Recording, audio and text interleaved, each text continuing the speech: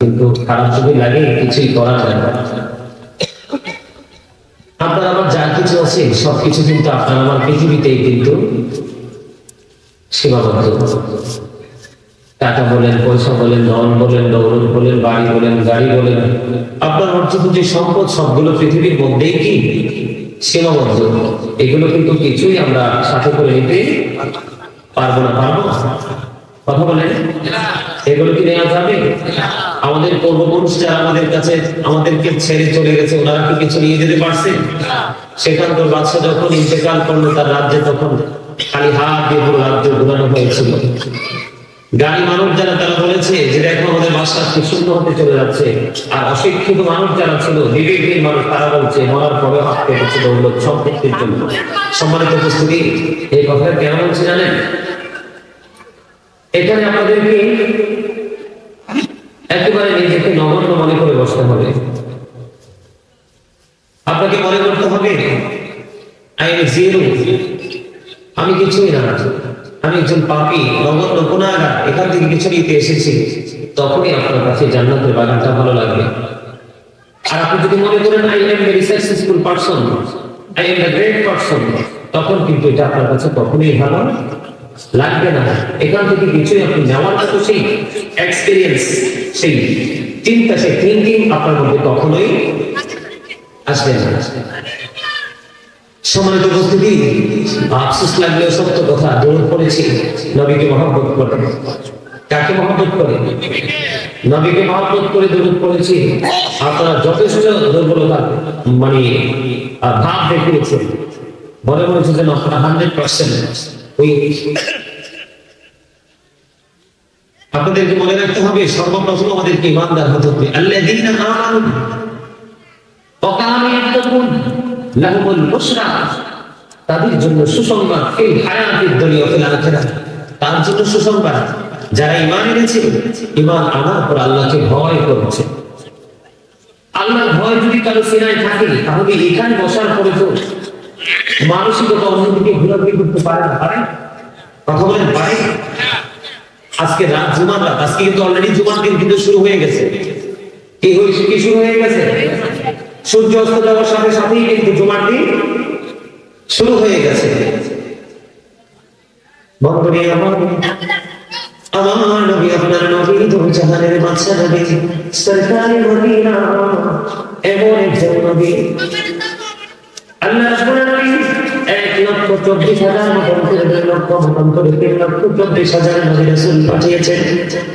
এর মধ্যে 8 জনকে আল্লাহ শরীয়ত করে দিয়েছেন। আদম সফিউল্লাহ, নূহ নাজিউল্লাহ, দাউদ খলিফাতুল্লাহ, ইব্রাহিম খলিলুল্লাহ, ইসমাঈল সফিউল্লাহ, মূসা কালিমুল্লাহ, ঈসা রাসূলুল্লাহ। আর যাকে চিরস্থায়ী অনন্তকালের জন্য পাঠিয়েছেন, সে হলো আপনার আমার নবী সরকারে মদিনা, যাকে ইংলিশে বলা হয় অবন্ধ কালেমার ভিতরে লা ইলাহা ইল্লাল্লাহ মুহাম্মাদুর রাসূলুল্লাহ সাল্লাল্লাহু আলাইহি ওয়াসাল্লাম, যাকে দিয়েছেন হাবিবুল্লাহ উপাধি। এই আমি আপনাদেরকে বলি, আপনারা যারা এখানে আলোচনা শুনতে এসেছেন, যদি কথা বলার ইচ্ছা থাকে আমি বলবো I say go to your seat. আর যদি কথা শোনার ইচ্ছা থাকে তাহলে stop your mouth, everybody you listening my lecture very attentively. সবার জবানকে বন্ধ রাখতে হবে, ফার্স্ট কন্ডিশন।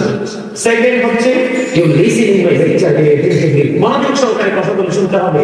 এই কন্ডিশন যদি মানতে নারাজ হন, তাহলে আমি বলবো I say go to your seat, পাশে চলে যাবেন। আল্লাহর মধুর ভক্ততা একটু তিতা, হকটা কি? কিন্তু মুমিনের কাছে কখনোই হকটা তিতা, মধুর চাইতে মিষ্টি লাগে।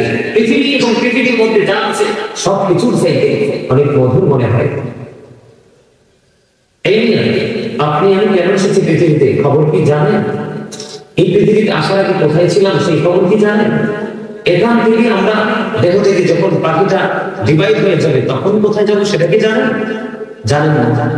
শুধু পৃথিবী নিয়ে লোভ লালসায় মেতে থাকা চিন্তা ভাবনা আমাদের মধ্যে সব সময় কাজ করে।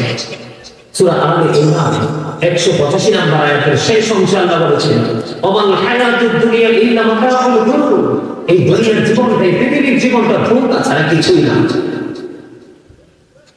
পৃথিবীর জন্য পাগল হয়ে গেছেন, আল্লাহকে সময় দিতে পারেন না। আপনাকে দিয়ে যে দরুদ পড়লাম, জিকির করলাম এত সুন্দর করে, চাইছি আপনাদের এখানে একটু দরুদ পড়বো, প্রাণ করে একটু জিকির করবো, কিন্তু আপনারা অত্যন্ত চমৎকার একটা ভাব ছিল, সেটার মধ্যে ছিল দুর্বলতার ভাব। আল্লাহ রাব্বুল আলামিন কি এই জবানটা দিছে শুধু চিলে চিলে গোশত মাছ কোমা পোলা খাওয়ার জন্য? চা দোকানে বসে, সৌমনিতে বসে, হাট বাজারে গিয়ে অপ্রাসঙ্গিক কথা বলার জন্য কেন দিয়েছে? আল্লাহ বলেছেন remember me then I will remember you. আল্লাহ বলেছেন ফাযকুরুনি আযকুরকুম, তোমরা আমাকে স্মরণ করো, আমি তোমাদেরকে স্মরণ করব। আজকে কি আমরা সেদিকে আসি? সেটা আমাদের কাছে ভালো লাগে না। আমাদের কাছে ভালো লাগে একজনের ছেলে যদি জানি যে আমাকে পাঠাবো লন্ডন, আর আরেকজন যদি লন্ডন যে আমাকে যুক্তরাষ্ট্র আমেরিকা, এইরকম কম্পিটিশন। কিন্তু এই কম্পিটিশনের কোন ভিত্তি নেই। আব্দুল্লাহ ইবনে মাসউদ রাদিয়াল্লাহু তাআলা আনহু থেকে হাদিস শরীফ বর্ণিত, বুখারী এবং মুসলিম শরীফের মধ্যে এসেছে, আল্লাহ নবী বলেছেন পৃথিবীতে তোমরা দুই ব্যক্তির সাথে তোমরা কম্পিটিশন করো। কয় ব্যক্তি? কথা বলেন, কয় ব্যক্তি? দুই ব্যক্তির সাথে কম্পিটিশন করো। ইয়া রাসূলুল্লাহ, ইয়া হাবিবাল্লাহ, নবী গো সেই দুই ব্যক্তিকে নবী, একজন হলো ওই ব্যক্তি যিনি সঠিক জ্ঞান অর্জন করেছে, জ্ঞানী হয়ে সে জ্ঞানের আলো মানুষের মাঝে, সৃষ্টির মাঝে ছড়িয়ে দিচ্ছে, সেই জ্ঞানের আলোকে মানুষকে আলোর দিকে এগিয়ে নিয়ে যাচ্ছে। ওই সমস্ত সুশিক্ষিত মানুষগুলোর সাথে কম্পিটিশন করো যে আমি ওনার মতো শিক্ষিত হতে চাই, আমি ওনার মতো গ্রাজুয়েশন করতে চাই, আমি ওনার মতো একজন অনারেবল পার্সন হতে চাই, আর সেই পার্সন হয়ে আমার সেই ফল আমি অন্যের কাছে ছড়িয়ে দিতে চাই। ওই রকম চিন্তা, ওই রকম থিংকিং তোমরা পৃথিবীতে বেঁচে থাকো। আর দুই নাম্বার হলো সমাজে হালাল মতো উপার্জন করে অনেক আছে না? যারা হালাল মতো উপার্জন করে দৌলতের মালিক হলো, মালিক হওয়ার পরে যারা তাদের দৌলত দিয়ে মানুষের বিপদ করে দেয়, উদ্ধার করে দেয়। যেমন মসজিদ, যেমন মাদ্রাসা, এদিন অনাথ রাস্তাঘাট, ব্রিজ, কালভার্ট, এইরকম কোন পরিবেশ যার টাকাগুলো উপার্জন করার পরে তার বিলের খাতায় এসে চলে গেছে, মানুষের কাছে তার ছড়িয়ে দেয়, ওই সমস্ত মানুষগুলোর সাথে তোমরা কম্পিটিশন করো। এই দুইটার একটা আরেক কাছেও আমরা না। কেন জানেন? আমাদের ইমান বলো কোথায়, বলো কথা বলে না। 100% ইমানদার হতে না পারলে আপনি কোরআন তেলাওয়াত বলে না বলে কি সারা দিন সারা রাত ইউদিল্লু বিহি কাসীরা ওয়া ইয়াহদি বিহি কাসীরা। আল্লাহ কোরআন দিয়ে কাউকে হেদায়েত দান করেছেন, কাউকে গোমরাহ করেছেন। তার মানে একটা দল যাবে জাহান্নামে, আরেকটা দল যাবে জান্নাতে। যিনি ঈমান নিয়ে কোরআন তেলাওয়াত করছে, ইবাদত করতেছে, তার ঈমান কোরআন তেলাওয়াত কাজে লাগবে। যার ঈমানি গলদ আছে সে কোরআন তেলাওয়াত করলে, নামাজ পড়লে কোনো লাভ। দুইটা পক্ষ, কয়টা? Negative and positive. নেগেটিভ যারা তাদের জন্য ইউ গো টু হেল, চলে যেতে হবে জাহান্নামে, আর পজিটিভ যারা তাদের জন্য ইউ গো টু প্যারাডাইস, জান্নাতে। যে বলেন সুবহানাল্লাহ। অন্যথায় চলে যেতে হবে have to go to hell, চলে যেতে হবে জাহান্নামে। বাঁচার কোনো উপায়? বাঁচার কোনো উপায়? কথা বলেন। এই যে দুরূদ পড়লাম, দুরূদ পড়েন নাই। দুরূদ is the most excellent prayer Muslim religion. ধর্মাবলম্বীদের জন্য গুরুত্বপূর্ণ একটি ইবাদত হলো নবীর প্রেমের দুরূদ। যে দুরূদ না পড়লে আপনার নামাজের মতো গুরুত্বপূর্ণ ইবাদত পর্যন্ত কি হয়ে যাবে? এক্সপায়ার হয়ে যাবে, কোনো এটার কোনো ভিত্তি থাকবে না। আমার নবী যাকে আল্লাহ নিজে বলেছেন হাবিবুল্লাহ, সরকারে মদিনা, ইমামুল মুরসালিন, রাহমাতাল লিল আলামিন, নবীদের নবী, যেই নবী আজকে পৃথিবীতে আল্লাহর পরিচয় পর্যন্ত সৃষ্টি জানতো না, সেই নবীর পবিত্র জবান মুবারকের হাদিস কেউ যদি জুমার দিনে নবীকে মহব্বত করে 80 বার দরুদ পড়তে পারে, তার 80 বছরের সগীরা গুনাহ আল্লাহ মাফ করে দেয়। সেই দরুদ পড়েছে বন্ধু, কিন্তু আপনারা যথেষ্ট গুরুত্বপূর্ণ নীরব ভূমিকায় ছিলেন, নির্বিকার ছিলেন। এটা কখনোই মুমিনের আচরণ হতে পারে না। আল্লাহ কি বলেছেন? ইন্নাল্লাহা ওয়া মালাইকাতাহু ইউসাল্লুনা আলান নবী ইয়া আইয়ুহাল্লাযীনা আমানু সাল্লু আলাইহি ওয়া সাল্লিমু তাসলিমা। বলেছে কি আল্লাহ? জবান আমার কথা কার? সন্দেহ আছে? এটা হলি কোরআন। পবিত্র গ্রন্থ বিন্দু পরিমাণ কোন সন্দেহ কোন মুমিনের থাকতে পারে? কথা বলেন পারে? বন্ধুরে আমার, জুমার দিনে নবীকে মহব্বত করে 80 বার দুরূদ পড়লে 80 বছরের সাহাবা হযরত আনাস রাদিয়াল্লাহু তাআলা থেকে হাদিস বর্ণিত। হাদিস কানে এসেছে দাইলামি শরীফের মধ্যে, আমার নবী আপনার নবী সরকার মদিনা ইমামুল মুরসালিন উম্মতের কান্ডারি দো জাহানের বাদশা নবী ও বন্ধু, ওনাকে মহব্বত করে কেউ যদি প্রতিদিন 1000 বার দুরূদ পড়তে পারে, ওই ব্যক্তি জান্নাত না দেখা পর্যন্ত তার মরণ হবে না। ভালো লাগে? কথা বলেন। আচ্ছা বলেন তো, মানুষ কি সিঙ্গেল না ডাবল? সিঙ্গেল। যিনি বলেছেন ডাবল নাকি বলবো absolutely right answer, you are right my dear brother. মানুষ কিন্তু ডাবল, মানুষ কিন্তু সিঙ্গেল না।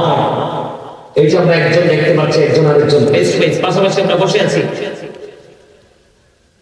আসসালামু আলাইকুম। আশিক তো পাশে এসে বসে, তখন তো খবর নাই কেমন আছে। কি বুদ্ধিমান লোক দেখছেন, একদম চুপচাপ। দেখা হয়েছিল না? আলহামদুলিল্লাহ বলেন, যাকে আমার লোক একজন পাইছে। আর আমার সাথে যদিও আমার আগে পরিচয় নাই, কিন্তু দাদা কি ফার্স্ট টাইম দেখে পছন্দ হয়েছে। আলহামদুলিল্লাহ বলেন। আর জোরে, মানুষ কি ডাবল না সিঙ্গেল? একজন বলছে ডাবল, আরেকজন বলছে সিঙ্গেল। যিনি সিঙ্গেল বলছেন ওনারটাও কিন্তু ফলানো সম্ভব না, যিনি ডাবল বলছেন ওনারটা 100% পারফেক্ট। আমি বলি কেন জানেন, এখানে আজকে এই কথাগুলো বলার জন্য কিন্তু আমি প্রস্তুত না, তারপরে আপনাদেরকে বোঝানোর জন্য বলছি, আপনাদেরকে অ্যাক্টিভ করার জন্য বলছি। এই যে আমরা একজন ফেস টু ফেস, আমার পিছনে অনেক বসে আছেন, প্রত্যেকে কিন্তু আলাদা আলাদা মানুষ, আলাদা আলাদা পার্সন, একজন আরেকজন থেকে কিন্তু ডিভাইড, ঠিক না বলেন? এটার নাম কি? মানুষ। এক কথায় কি বলা হয়? মানুষ। আল্লাহর কোরআনের ভাষায় কি বলা হয় জানেন? মানে আল্লাহর ভাষায় মানুষকে কি বলেছেন? ইয়া আইয়ুহান নাস। আবার কখনো বলেছেন ইয়া আইয়ুহাল ইনসান। তার মানে ঘুরিয়ে আমাদেরকে সম্বোধন করা হয়েছে মানুষ। ইংলিশে বলা হয় ম্যান অথবা পার্সন। এই এই কথা বলো কেন? মাথায় তো টুপি নাই। আমি তুমি চোখ নিচে রাখলে লাভ হবে কি? আমি তো তোমাকে দেখছি। আমি না বলছি ভালো না লাগলে বাড়ি যাও। অবাক লাগে। এই মাঠে এই বছর আজকে মাহফিল হচ্ছে, আগামী 364 দিন পরে আবার আল্লাহ বাসায় রাখা হবে। আপনাদের মাস্টার সাহেব কি সুস্থ সবল ছিলেন না? আমাকে যখন ফোন দিয়ে দাওয়াত দিয়েছে তখন তো একদম 100% ফিলিং ছিল, কিন্তু উনি কি জানতো উনি এই মুহূর্তে এত সুন্দর বাগান সাজাবেন, হুজুরদেরকে দাওয়াত দিবেন, উনি থাকবেন এটা উনি জানতেন? কথা বলেন না, জানতেন উনি? এইরকম আমাদের জীবনে অনাকাঙ্ক্ষিত ঘটনা ঘটতেই তো পারে, সেজন্য প্রস্তুত থাকতে হবে না? কি থাকতে হবে? মনে রাখতে হবে all men will die।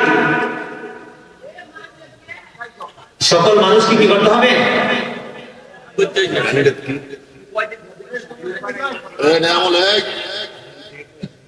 কথা বলেন, সকল মানুষকে কি করতে হবে? আমি আজকে তো ভালো আছি, একটু শোনেন ধৈর্য করে। সংক্ষিপ্ত পরিচয় দিলাম বাহিরের মানুষের, ভিতরে আরেকটা মানুষ আছে, সেটাকে আল্লাহর কোরআনের ভাষায় বলা হবে রূহ। ইংলিশে যেটা বলা হয় সোল, বাংলাতে বাংলা ভাষায় যাকে বলা হয় আত্মা। Say the soul is the word of my Lord. ওরে রূহ মিন আমরি রব্বি, জয় জয় আল্লাহ। আত্মা হলো আল্লাহর ওয়ার্ডের ফার্স্ট টেন্স, আরবিয়ান হরফ, রূহের জগৎ। সেকেন্ড এই পৃথিবী, ফিউচার টেন্স, বর্তমান জীবন। তার মানে কবর থেকে পুরো জীবনটা। এদিকে তাকান, মানুষ মরার পরে আমরা শুনি ডেড বডি বলতে, ডেড সোল বলতে, কোনোদিন আমরা কাউকে শুনি না। তার মানে মানুষের আসল সত্তা হলো তার আত্মা, তার দেহ। এখানে যে বসেছেন যে চামড়া, এই বডি স্ট্রাকচার, এটার কিন্তু কোনো মূল্য নেই।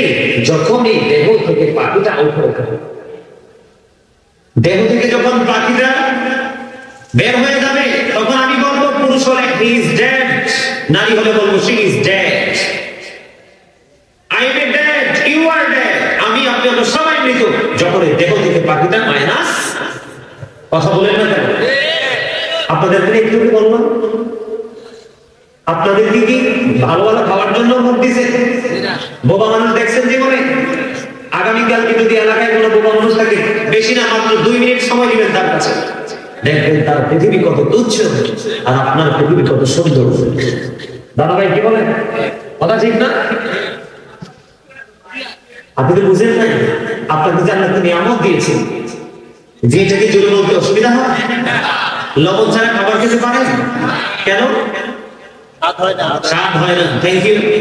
লবণ ছাড়া যেমন খাবার স্বাদ হয় না, ঈমানটা একটি মজবুত না হলে কখনো আমল মজা লাগে না। আগে ঈমানদার হতে হবে, তারপরে আপনার আমল। আপনাকে প্রেমের ট্রেনিং নেন, যথেষ্ট প্রেমের ঘাটতি আছে। প্রেম আছে পৃথিবীর সাথে, বাড়ির সাথে, গাড়ির সাথে, দালান কোঠা, সুন্দর নারীর সাথে, অর্থ উপার্জনের সাথে প্রেম আছে, আধ্যাত্মিকতার সাথে প্রেম নাই, যথেষ্ট আছে। তবে সবাই যে এরকম একরকম তা না, কিছু তো আছেই। নবীর প্রেমিক।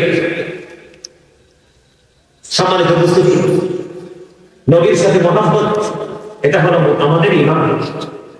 নবীর সাথে প্রেম, এটা হলো আমাদের ঈমান। শোনেন, কোরআন হাদিস কোথাও লেখা নাই নবীর রক্ত মুবারক খেতে হবে। কোরআন হাদিসের কোথাও কোন আলেম কোনদিন ওয়াজ করে নাই, করবেও না, দেখাই নাই, দেখাইতে পারবেও না যে নবীজির রক্ত মুবারক খেতে হবে। তিনি যদিও আল্লাহ নাম রেখেছেন হাবিবুল্লাহ। বন্ধুরা আমার, প্রেম বড় মধুময়, পৃথিবীর কোন অর্থ, পৃথিবীর কোন দাম দৌলত, পৃথিবীর কোন বিনিময় প্রেমিক আত্মা কেনা যায় না। একটা আত্মাকে খরিদ করতে হলে আরেকটা আত্মায় জমাইতে হবে গভীর প্রেম। বন্ধুরা আমার, নবী মদিনায় যখন ছিলেন 27টা যুদ্ধ করেছেন। এর মধ্যে সবচেয়ে বড় যুদ্ধ হলো উহুদের যুদ্ধ। উহুদের ময়দানে আমার নবীর দন্ডান মুবারক যখন শহীদ হলো, মালিক বিন সিনান দেখতে পেলেন নবী মুবারক দিয়ে বন্ধুর মুবারক বের হচ্ছে। মালিক বিন সিনান দেখি সহ্য করতে পারল না, দৌড়ে চলে গেল প্রাণের নবীর কাছে। নবীর কাছে গিয়ে নবী রক্ত মুবারক চষতে শুরু করলো। এবার নবী ডাক দিয়ে বলল, মালিক বিন সিনান রক্ত করলাম, রক্ত জমিয়ে ফেলে দাও। এবার মালিক বিন সিনান উত্তর দিল, নবী গো, আল্লাহর ইজ্জতের কসম করে বলছি গো, আপনার একটা ফোঁটা রক্ত উহুদের ময়দানে পড়তে দিব না। এই কথা বলে আমার নবী রক্ত মুবারক চষতে শুরু করলেন। নবী রক্ত মুবারক চষতে চষতে চষতে চষতে শেষ রক্তের ফোঁটা যখন চষা শেষ হয়ে গেল, আমার নবী গোটা পৃথিবীকে জানিয়ে দিল, পৃথিবীর আমার উম্মতেরা তোমরা শুনে রাখো, দুনিয়ায় যদি কোনো জান্নাতি মানুষ দেখতে চাও তাহলে মালিক বিন সিনানকে দেখে নাও।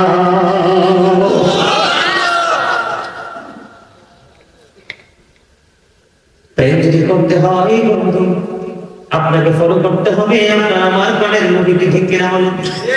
কথা কি বোঝেন না? এটা আমি বলছি, আল্লাহ বলেছেন, কুল ইন কুনতুম তুহিব্বুনাল্লাহ ফাত্তাবিউনি ইউহিব্বুকুমুল্লাহ ওয়া ইয়াগফির লাকুম যুনুবাকুম আল্লাহু গফুরুর রহিম। আল্লাহ বলেছে, হাবিব আপনি বলে দিন। আরে আমাদেরকে বলার জন্য আল্লাহ রাব্বুল আলামিন আল্লাহর হাবিব অর্ডার করলেন, আপনি জানিয়ে দেন যদি কেউ আমি আল্লাহকে পেতে চায় না, আল্লাহকে পেতে চায়, তাহলে সে যেন নবীকে বন্ধু ফলো করে। কি করে? আল্লাহকে পেতে হলে আল্লাহর হাবিবকে ফলো করতে হবে, তাহলে আপনার জীবনের গুনাহগুলি মাফ হয়ে যাবে। আল্লাহর প্রিয় বান্দা বলে আপনি আখ্যায়িত হতে পারবেন। জোরে বলেন না সুবহানাল্লাহ। আল্লাহর হাবিব আল্লাহ বলেছেন, say if you do that, যদি তোমরা আল্লাহকে ভালোবেসে থাকো, ফলো বি মুহাম্মদ সাল্লাল্লাহু আলাইহি ওয়াসাল্লাম, আল্লাহ উইল লাভ ইউ, আল্লাহ তোমাদেরকে ভালোবাসবে, এন্ড ফরগিভ ইউর সিনস, আল্লাহ ক্ষমা করে দিবে। কথা দিয়েছেন আমার আল্লাহ। এখনো সবাই কথা বলতে পারেন না, এখনো অনেকের জমা একদম হামুকের মতো লাগাই আছে। দেখবেন হামুক ছিলেন না, দেখবেন পানিতে নিবিড় ভাবে হাঁটতে থাকে, মানুষের পায়ের শব্দ শুনলে এত শক্ত হয়, এর বুঝগুলো বের করতে হলে সারা হামুকে না। এরকম কিছু লোক এখানেও আছে, মসজিদে গেলে দেখা যায়, মাদ্রাসায় গেলে দেখা যায়। আল্লাহ কিন্তু অহংকার একটি কোনটি পছন্দ করেন না। Allah doesn't like the proud. অহংকারীদেরকে আল্লাহ কি করে না পছন্দ। অহংকার মুক্ত হতে হবে, কৃপণতা থেকে বের হয়ে আসতে হবে, তাহলে জীবনটা হবে ধন্য। বন্ধুরে আমার, আমি ছোট্ট একটা আয়াত তেলাওয়াত করেছি পবিত্র কালামে হাকিম থেকে। ইয়া আইয়ুহাল্লাযীনা আমানু কু আনফুসাকুম ওয়া আহলিকুম নারা। Allah বলেছেন, O believers, save yourself and your families from the fire. আল্লাহ রাব্বুল আলামিন বলেছেন, এ ঈমানদারগণ, তোমরা জাহান্নাম থেকে বাঁচো, তোমাদের পরিবারকেও জাহান্নাম থেকে বাঁচাও। আপনি যদি জাহান্নাম থেকে বাঁচতে চান, তাহলে আপনাকে আগে প্রেমিক হতে হবে, তারপরে বন্ধু আপনার কোন স্বজনকে প্রেমিক বানাতে হবে। প্রেমিক বানাতে হলে বন্ধু সহজ একটা রাস্তা আছে। আল্লাহ হাবিব বলেছেন, আদিবু আওলাদাকুম আলা তানাসিল খিসালিন হুব্বি নবীকুম ওয়া হুব্বি আহলি বাইতিহি ওয়া আলা কিরাতিল কুরআন। নবী বলেছেন, তোমরা তোমাদের সন্তানদেরকে তিনটা বিষয় শিক্ষা দাও। কয়টা? কথা বলে না, কয়টা বিষয়? তোমরা তোমাদের সন্তানদেরকে তিনটা বিষয় শিক্ষা দাও। হুব্বি নবীকুম, নবীর Muhammad is the name of the prophet. ওয়া হুব্বি আহলি বাইতিহি, নবীর পরিবারের মুহাব্বত ইজ প্রেরণা। ওয়া আলা কিরাতিল কুরআন, learn to recite the Holy Quran. প্রথম কি করতে হবে? নবীর প্রেম শিখাতে হবে, কারণ এটা আমাদের জন্য ঈমান। তারপরে বলা হয়েছে ওয়াহুব্বি আহলি বাইতিহি, নবীর পরিবারের ভালোবাসা শেখাও, কারণ এটাও আমাদের উপর ঈমান। তারপরে বলা হয়েছে কোরআন তেলাওয়াত শেখাও। আগে আমাদের কি হতে হবে? ঈমানদার হতে হবে। কি হতে হবে? আর ঈমানদার হতে হলে সর্বপ্রথম অপশন হলো বন্ধু, আমরা আল্লাহ পরে আল্লাহর হাবিবের প্রতি যতটুকু ঈমান আনতে হবে। আল্লাহর হাবিব এবং তার পরিবারকে আমাদেরকে ভালোবাসতে হবে, কারণ তাদেরকে সম্মান করা ভালোবাসা আমরা উম্মত হিসাবে আমাদের উপর ফরজ। আর তাদের সাথে গোস্তাকি করা কুফরি। আপনারা জানেন কিনা জানেন না বন্ধু? এটি পড়বে শুনেছেন কিনা শুনে জানি না। আমার নবী বন্ধু, নবীর পরিবারের মধ্যে অন্যতম সদস্য হলো পাঁচজন। কয়জন? একজন হলো মা খাতুন জান্নাত ফাতেমা, দুই নাম্বার হলো হযরত আলী, তিন নাম্বার হলো বন্ধু ইমাম হাসান রাদিয়াল্লাহু তাআলা, চতুর্থ হলো হুসাইন রাদিয়াল্লাহু তাআলা, আর আমার নবী সহ হলো কয়জন? কথা বলেন না কেন? পাঁচজন। যখন কয়টা? আরো জোরে বলেন, কয়টা? বন্ধুরে আমার, কোরআন এবং হাদিসের দিকে যদি নজর দেন, আমার নবী বলেছেন, আমি হলাম শিক্ষার শহর, আর সেই শহরের দরজা হলো আমার আলী। আনা মাদিনাতুল ইলমি ওয়া আলিকুম বাবুহা। রাসূল বলেছেন, I am a city of education, the gate of that city is Ali. নবী বলেছেন, আমি হলাম শিক্ষার শহর, আর সেই শহরের দরজা হলো আমার আলী। আমার নবী বলেছেন, قال رسول الله صلى الله عليه وسلم فاطمة سيدة نساء أهل الجنة। নবী বলেছেন, mother Fatema is the leader of females in জান্নাত। এই কামাল্লার মা বোনদেরকে বলতে চাই গো, আমার নবীর পবিত্র জবান মুবারক তাড়াতাড়ি বলে দিয়েছেন বন্ধু, মা খাতুন জান্নাত ফাতেমা, হযরতে মা খাতুন জান্নাত ফাতেমা রাসূলের কন্যা। এই পৃথিবীর দুনিয়ার সকল মুমিনাদের জান্নাতে ইমাম লিডার সরদারি হবে। এই জন্য তাদেরকে ভালোবাসতে হবে, এটা আমাদের জন্য ফরজ। সুবহানাল্লাহ বলেন না?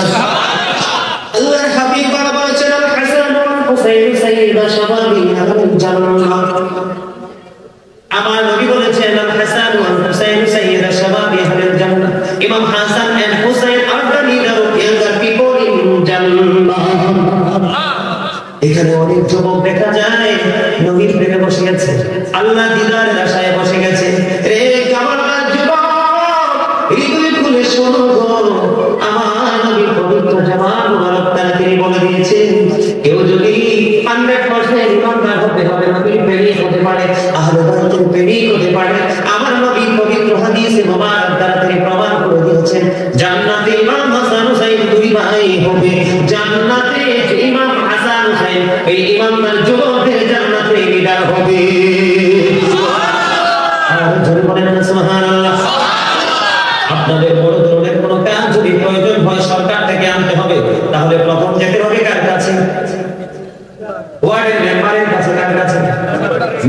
সাহেব অ্যাপ্লিকেশন করবে চেয়ারম্যান সাহেবের কাছে, চেয়ারম্যান সাহেব এমপি বরাবর অ্যাপ্লিকেশন করবে, ঠিক কিনা বলেন? ধীরে ধীরে পার্লামেন্ট পর্যন্ত চলে যায়। এটা হলো পৃথিবীর সিস্টেম। তেমনি ভাবেই বলল, আপনি ইমানদার হতে হবে, সর্বপ্রথম আপনাকে নবীর পরিবার ভালোবাসতে হবে। এই ভালোবাসার মধ্য দিয়ে নবীর ভালোবাসা হয়ে যাবে। আর নবীর ভালোবাসা যদি হয়ে যায়, তাহলে আল্লাহর ভালোবাসা এটার মধ্যে অল্প অল্প ঢুকে যায়। এটা আমি বলছি, আল্লাহ বলেছেন মাইয়ুতি'র রাসূলা ফাকাদ আতাআল্লাহ। আল্লাহ বলেছেন হি হু ওবিস দা এক্সটেন্ট ওবিস আল্লাহ। যে ব্যক্তি রাসূলের নির্দেশ মানলো, সে যেন আল্লাহ রাব্বুল আলামিনের অর্ডার মানলো। ভালো লাগে সবার কাছে? আলহামদুলিল্লাহ। সত্যি যদি সবার কাছে ভালো লাগে, তাহলে আলোচনা বলতে হবে আলহামদুলিল্লাহ। যদি ভালো না লাগে, তাইলে কিন্তু উল্টো কথা বলতে হবে।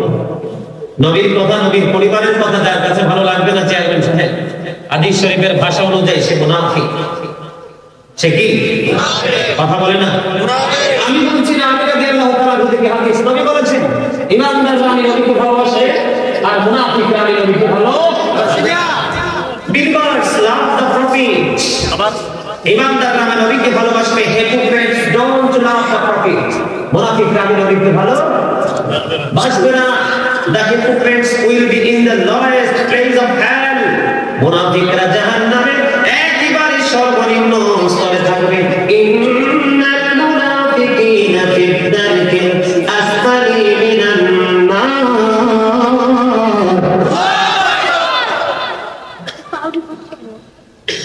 আলহামদুলিল্লাহ বলুন। আমরা অহংকারী হতে চাই না, আমরা বিপদ হতে চাই না, মুনাফিক হতে চাই না। 100% ইমানদার হয়ে কবরে যেতে চাই। মুনাফিক যখন কবরে যাবে, হাদিস শরীফের মধ্যে এসেছে, তারা প্রশ্ন যখন করা হবে নবী সম্পর্কে, সে সঠিক কোন উত্তর দিতে পারবে না। বলবে ওকে যেটা বলতো আমি সেটা বিশ্বাস করতাম, তোমাকে যেটা বলতো সেটাই বিশ্বাস করতাম। উত্তর সঠিক হবে না। হাদিস শরীফের মধ্যে এসেছে, আল্লাহর ওয়াদা যখন পড়বে, মাটিকে বলা হবে এখন জুড়ে থাকে, চাপ দিতে থাকো, চতুর্দিক থেকে চতুর্দিক চাপ শুরু করবে। ওই মুনাফিকের একটা হাত থেকে আরেকটা হাড়ের ভিতরে ঢুকে যাবে। সবচেয়ে দুঃখের বিষয় হলো, যত কষ্টই পাও, মরার আর কোনো সুযোগ নাই। People will not die themselves. সেদিন মানুষ মরতে পারবে না। ইহা ওয়ালা ইয়াহইয়া, people will not be able to live that day. সেদিন মানুষ বাঁচতে পারবে না। আল্লাহ বলেছেন ওয়াহুম আন হাদিয়াওয়াইবিন, people will not be able to escape that day. সেদিন মানুষ সেখান থেকে পালাতেও পারবে না। যাবেনটা কোথায়? ভাব দিলে যে পয়সা থাকে, মসজিদে গেল, একটা আরিফ বাবার মসজিদে ইমাম সাহেব 5 মিনিট ওয়াজ বেশি করলেন, বাবা চাকরি কিভাবে ক্যান্সেল করবে, নেতাদের সাথে আলাপ আলোচনা শুরু হয়ে যায়। কথা বলেন না কেন? এরকম না? অথচ আল্লাহ কি বলেন? ইন্নামা ইয়াখশাল্লাহা মিন ইবাদিহি উলামা। পৃথিবীতে যে মানুষ আছে, এই মানুষ যে আমরা আছি আমাদের মধ্য থেকে, আল্লাহ বলেছেন আল্লাহকে সবচেয়ে বেশি ভয় করে শুধু আলেমরা। সব আলেম না, হক্কানি আলেমরা। আপনারা দাড়ি টুপি পাগড়ি দেখলে মনে করেন না সবাই স্মরণে এক দোকান থেকে কিনবেন, আরেক দোকানে একটা দেখবেন যে প্রায় 3 ভাগের 1 ভাগ পাঁচকড়ি করে মাইনাস, ঠিক কিনা? কারণ ওই স্বর্ণকার ভালো না, আপনাকে কিনিতে ভেজাল মিশাই দিছে, আরেকটাতে বেচতে গেলে ভেজাল ধরা খায়। ঠিক এই পৃথিবীতে যে হক্কানি আলেম বাতিল ফিরকা যারা আছে, তারা কি বক্তব্য দিচ্ছে, আপনি যে মন থেকে সেটাকে সাদরে গ্রহণ করে নিচ্ছেন, আপনি বুঝতে পারবেন কবরের ধরাটা কেমন খাইতে হয়। কারণ পৃথিবীর প্রেম তো আপনাকে অন্ধ করে রেখেছে। খুব বিচক্ষণতা নিয়ে পৃথিবীতে বিচরণ করতে হবে, গাফেল হওয়া যাবে না। দেখেন ইমানটা কত স্ট্রংলি আমাদেরকে ধরে রাখতে হবে। বলবো হাদিস শরীফের মধ্যে সেটা রাসূল বলেছেন, ক্বালা মান সাব্বা নাবিয়্যা ফাকতুহু ওয়া মান সাব্বা আসহাবি ফাকরিহু। রাসূল বলেছেন নবীকে যারা গালি দেয়, নবীর শানে যারা আঘাত করে, নবীর ইজ্জতের চাদর ধরে যারা টান দেয়, তোমরা উম্মত হিসাবে তোমাদের জন্য কর্তব্য হলো তাদেরকে হত্যা করে ফেলো। এই কত কটূক্তিকে বর্তমান প্রেক্ষাপটে বাংলাদেশে চলছে, আপনি বলেন কইছে এই জন্য কি প্রতিবাদ করতে হয়? হাদিস শরীফের ভাষা কি? তাকে হত্যা করো। ওমান সাব্বা আসহাবি ফাদরিবুহু, সাহাবায়ে কেরামদেরকে যারা গালি দিবে, তাদের শাহনাজ দুটির চাদর করে যারা নাম দিবে, তাদেরকে গাছের সাথে বেঁধে রেখে যাও, তাদেরকে প্রহার করো, তার মানে মায়ের দাও। এখন তো আপনি আমি বিরিয়ানি দেখছেন, 500 টাকা 1000 টাকার নোট দেখছেন, যদি আপনার বাড়ির আঙ্গিনে একটু ঝামেলা আছে, একটু ড্রেজিং করে যদি আপনার বাড়ির পানি নিষ্কাশনের ব্যবস্থা করে দেন, এই ইমান নেই শুধু আপনার 14 গোষ্ঠীর ইমান আপনি তার কাছে বিক্রি করে চলবেন, ঠিক না? ঠিক, সাবধান হতে হবে। আমি আপনাদেরকে ছোট্ট করে একটা এক্সাম্পল দিব বন্ধু। হযরত আনাস রাদিয়াল্লাহু তাআলা থেকে হাদিস বর্ণিত, হাদিসটা এসেছে সিহাহ সিত্তার অন্যতম গ্রন্থ বুখারী শরীফে। বন্ধু আমার, এক খ্রিস্টান খ্রিস্টান থেকে তিনি ইসলাম গ্রহণ করলেন। ঈমানটা দেখেন কেমন, ঈমানটা কতটা স্ট্রং আপনাদেরকে আমি বোঝানোর জন্য বলছি। কারণ যেহেতু আপনাদের সাথে প্রথম দেখা, কারণ আমাদের ইসলামের প্রথম রকম হলো ঈমান, ঠিক কিনা বলেন? এই জন্য আমি আপনাদের কাছে প্রথম দিকে যতটুকু সময় লাগে একটু ঈমান নিয়ে আলোচনা করব, তারপরে আমি আপনাদেরকে টপিক আকারে কিছু আমার নিয়ে যাব। রাজি আছেন? রাত যদি 2টা হয়, রাত যদি 3টা হয়, রাত যদি 5টা হয়, রাত যদি শেষ হয়ে যায়, এটা কি জানেন ঈমানি পরীক্ষা। অনেকের কিন্তু দাদা নাই আছে, ওই বাপ রে বাবা কি করে, ঠিক না? এই লোকটা খ্রিস্টান ছিল, একদম খ্রিস্টান। খ্রিস্টান থেকে সে মুসলমান হলো। মুসলমান হওয়ার পরে বন্ধু তিনি কি করলেন? সূরা বাকারা পুরোটা তেলাওয়াত করলেন, সূরা আলে ইমরান পুরোটা তেলাওয়াত করলেন। করার পরে এমন একটা মর্যাদা সে তার জীবনে পেয়ে গেল, যেটা হলো আমার নবী রূহি লেখার দায়িত্ব পাইল।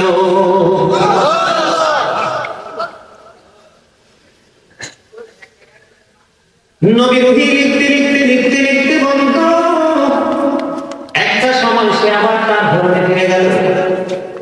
তার ধর্মে যখন ফিরে গেল, তার ধর্মে ফিরে যাওয়ার পরে এবার তিনি মানুষের কাছে কাছে আমি আপনাদেরকে সমস্যাটা বোঝাচ্ছি, ঈমানটা বোঝাচ্ছি। ঈমানটা থাকা না থাকা কতটুকু সীমানার মধ্যে সীমাবদ্ধ বোঝার জন্য বিবেকবান মানুষ যারা 1 সেকেন্ডে বুঝে নেবেন, আর বিবেকহীন সারাদিন বুঝে নাও চলবে না। তিনি আবার তার ধর্মে ফিরে গেলেন। ধর্মে ফিরে যাওয়ার পরে বন্ধু এবার মানুষের কাছে প্রচার করতে লাগলো, নবী মুহাম্মদ আমি যেইটুকু লিখিতাম সেইটুকুই জানতো, আর বেশি কিছু তিনি জানতেন না। নাউযুবিল্লাহ। তারপরে লোকটা ইন্তেকাল করলেন। ইন্তেকাল করার পরে আপনারা গত কিছুদিন আগে কয়েক মাস মনে হবে, 1-1.5 মাস হতে পারে অথবা বেশি, আপনারা দেখছেন যে ইংল্যান্ডের রানী, ব্রিটিশ রানী দ্বিতীয় এলিজাবেথ মারা গেছে। বিশাল গভীর করে তাকে মাটিতে দাফন করা হয়েছে। এই তৎকালীন সময় খ্রিস্টানকে মাটিতে দাফন করা হলো। বন্ধুরে আমার, সকালবেলা গিয়ে দেখে তার লাশটা মাটি বের করে মাটির বাইরে ফেলে রেখেছে। এবার তার সঙ্গীরা বলতেছে এটা আর কারো কাজ না, এটা নবী মুহাম্মদের কাজ। জোরে জোরে নাউযুবিল্লাহ। আবার কি করলেন? তার সঙ্গীরা মাটিটাকে আরো বেশি রক্ত খনন করলেন। খনন করার পরে আবার তার বডিটা ডেড বডিটা এখানে আবার দাফন করলেন। আবার পরের দিন গিয়ে দেখলেন তার বডিটা মাটির বাহিরে। তারা বলতে লাগলো বন্ধু এটা মুহাম্মদের কাজ। আবার তৃতীয় দিন বন্ধু এবার কি করলেন?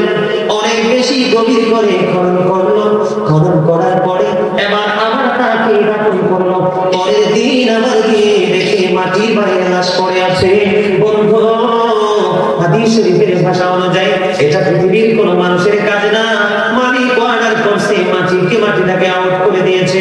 কারণ আল্লাহর হাবিবের ইজ্জতের চাদর, শান আযমতের চাদর ধরে টান দিয়েছে, এই জন্য মাটির কাছেও সেই লাশটা গ্রহণযোগ্য হয় না। আমরা সেই নবীর উম্মত। বুখারী শরীফের মধ্যে আরেকটা হাদিস শরীফ এসেছে বন্ধু। আল্লাহর হাবিব একদিন ডাক দিয়ে বললেন, তোমরা কে আছো? কাব ইবনে আশরাফকে হত্যা করতে হবে। কাব ইবনে আশরাফকে হত্যা করতে হবে। কেন তাকে হত্যা করতে হবে? তাকে কেন কতল করতে হবে? নবী বলে দিল সে আল্লাহ এবং আল্লাহর হাবিবকে কষ্ট দিয়েছে। আল্লাহ এবং আল্লাহর হাবিবকে বন্ধু কষ্ট দিয়েছে। এবার মুহাম্মদ ইবনে মাসলামা দাঁড়িয়ে গেলেন। এবার দাঁড়িয়ে তিনি বললেন আমি তাকে হত্যা করব। হাদিস শরীফের মধ্যে এসেছে তিনি তার দুই সঙ্গীকে নিয়ে ওই কাব ইবনে আশরাফকে হত্যা করে আবার নবীর কাছে খবর পৌঁছে দিয়েছে। জোরে জোরে বলেন সুবহানাল্লাহ।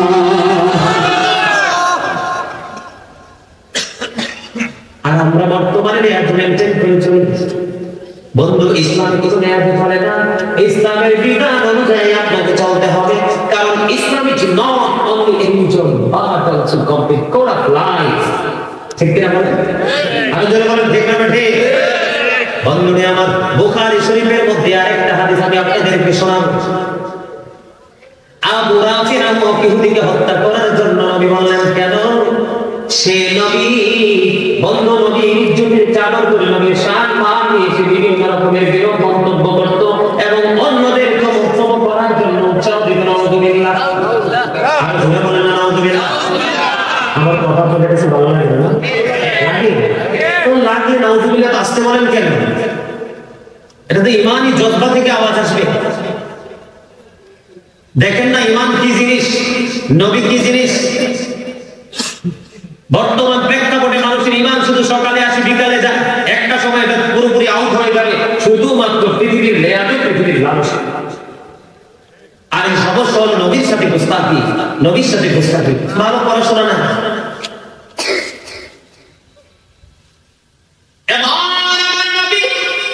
যখন বললেন আবু রাফি নামক ইহুদি তাকে হত্যা করতে হবে, সে নবীর শানকে খাটো করে কথা বলতো এবং অন্যকেও কথা বলার জন্য উৎসাহ জুগিয়ে দিত। এবার বন্ধু তাকে হত্যা করার জন্য কয়েকজন রেডি করলেন। এর মধ্যে দলনেতা হলো আব্দুল্লাহ ইবনে আতিক। তার বসবাস ছিল হিজাজ ভূমিতে। আবার নবীর নির্দেশ অনুযায়ী হিজাজে চলে গেলেন। যেতে যেতে যেতে যেতে বন্ধু সন্ধ্যা হয়ে গেল। সূর্য তার আপন গন্তব্যে চলে গেল। সন্ধ্যা ডানা মেরে দিল। এই আলো পৃথিবী থেকে বিলীন হয়ে গেল। বন্ধু ওই দিক দিয়ে আবু রাফি তার দলবল নিয়ে সে তার গন্তব্যে চলে গেল। কোথাও খুঁজে পাওয়া যায় না। কোথায় গেলে তাকে খুঁজে পাওয়া যাবে? বন্ধু সন্ধান শুরু হয়ে গেল। সন্ধ্যা যখন হয়ে গেল তারা তাদের গন্তব্যে চলে গেল। বন্ধু তখন আব্দুল্লাহ ইবনে আতিক তাদের সঙ্গীদেরকে একটা জায়গায় বসালেন। বসায় এবার আব্দুল্লাহ ইবনে আতিক ওই আবু রাফি নামক ইহুদিকে হত্যা করার জন্য গেলেন। দারওয়ানের সাথে একটা নেয়াজ করলেন। বন্ধু তারপরে রুমে প্রবেশ করলেন। রুমে প্রবেশ করার পরে দেখেন অনেক মানুষ এখানে ঘুমিয়ে আছে, শুয়ে আছে। এবার তিনি কি করলেন? এখান থেকে আবু রাফি নামক ইহুদিকে আইডেন্টিফাই করতে হলে, শনাক্ত করতে হলে একটা কৌশল নিতে হবে। তিনি বললেন আবু রাফি নামে ডাক দিলেন। ডাক দেওয়ার পরে আবু রাফি উত্তর দিলেন কে গো? আমাকে নাম ধরে ডাক দিয়েছে। বন্ধু হাদিস শরীফের মধ্যে এসেছে সঙ্গে সঙ্গে আব্দুল্লাহ ইবনে আতিক তরবারি দিয়ে এমন ভাবে আঘাত করলো আবু রাফি ইন্তেকাল করলো। আর আপনি আমি হত্যা কতটা দূরের কথা, যদি ধনী হয়, টাকাওয়ালা হয়, বাবা রে বাবা ওনার পায়ে মাথায় চোখে তেল মালিশ করে একদিন পাই। এই জন্যই আজকে পৃথিবীর এই অবস্থা। আমাদের ইমান কি রাখতে হবে? স্ট্রং, মজবুত। নবী সম্পর্কে কোন ধরনের কোন বিরূপ মন্তব্য করা যাবে না। আরে ভাই আশ্চর্য লাগে, নবীরা কি আমার মতো দাঁড়িয়ে এত বড়, কত বড় জুব্বা লাগায় হেলিকপ্টার চলে আসে। নবী আজ থেকে ১,৫০০ বছর আগে বলেছেন ক্বালা আইয়ুকুম মিসলি, তোমরা কে আছো আমার মতো? আজও পর্যন্ত কে হাত তোলে, কিন্তু মুখস্থ বলতেছে নবীরা যে আমাদের মতো। এই যে নবীকে আমাদের মতো বলে, নবীর শানকে ছোট করে নিচে নামিয়ে আনা, এটাই কুফরি। এটাই কি কুফরি? এবার বুঝেন ঈমানটাকে কিভাবে ধরে রাখবে। সম্মানিত উপস্থিতি, আমি যদি নবীর শানে খাটো করে কথা বলি আর আপনারা যদি এটাকে সাপোর্ট দেন, তাহলে আপনাদেরই ঈমান চলে যাবে। কারণ অন্যায়কে অন্যায় বলতে হবে, ন্যায়কে ন্যায় বলতে হবে। সত্যবাদী কখনো মিথ্যাবাদীর সাথে প্রেম হতে পারে না। ইমানদারের প্রেম কোনদিন মুনাফিকের সাথে হতে পারে না। হতে পারে না। কথা বলেন? একজন 100% নামাজীর সাথে একজন 100% বেনামাজীর কখনো সম্পর্ক গড়ে উঠতে পারে না। একজন সুদখোরের সাথে একজন ইমানদারের সম্পর্ক কোনোদিন গড়ে উঠতে পারে না। সত্য আর মিথ্যার মধ্যে যেমন বিশাল একটা ডিসটেন্স, ইমানদার এবং মুনাফিকের মধ্যে, বেঈমানের মধ্যে তেমন একটা ডিসটেন্স, পার্থক্য রয়েছে। আমাদেরকে 100% ইমানদার হয়ে তারপরে যদি আমরা আমল করতে পারি, তাহলে আমাদের জীবন ধন্য হবে। অল্প আমল দিয়ে আমরা জান্নাতি হতে পারি। বন্ধুরে আমার, যাদের ইমানের ভয়, মৃত্যুর ভয় আছে, কি আছে?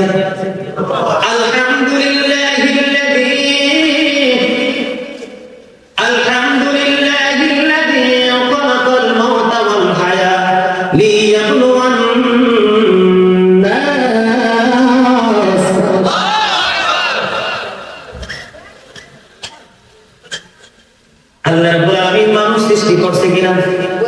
কথা বলেন না কেন? মানুষ সৃষ্টি করার পরে আমাদেরকে তিনি মৃত্যু দিয়েছেন, জীবন দিয়েছেন, ঠিক কিনা? জীবন যেহেতু পাইছি, মৃত্যুবরণ করতে হবে। আল্লাহ রাব্বুল আলামিন জীবন মৃত্যু দিয়েছে আমাদেরকে পরীক্ষা করার জন্য। যদি বলেন না ঠিক না, আমরা কিন্তু এখন পরীক্ষা দিচ্ছি। কি দিচ্ছি? কথা বলেন না, আরে জোরে বলেন না, কি দিচ্ছি? পরীক্ষা দিচ্ছি।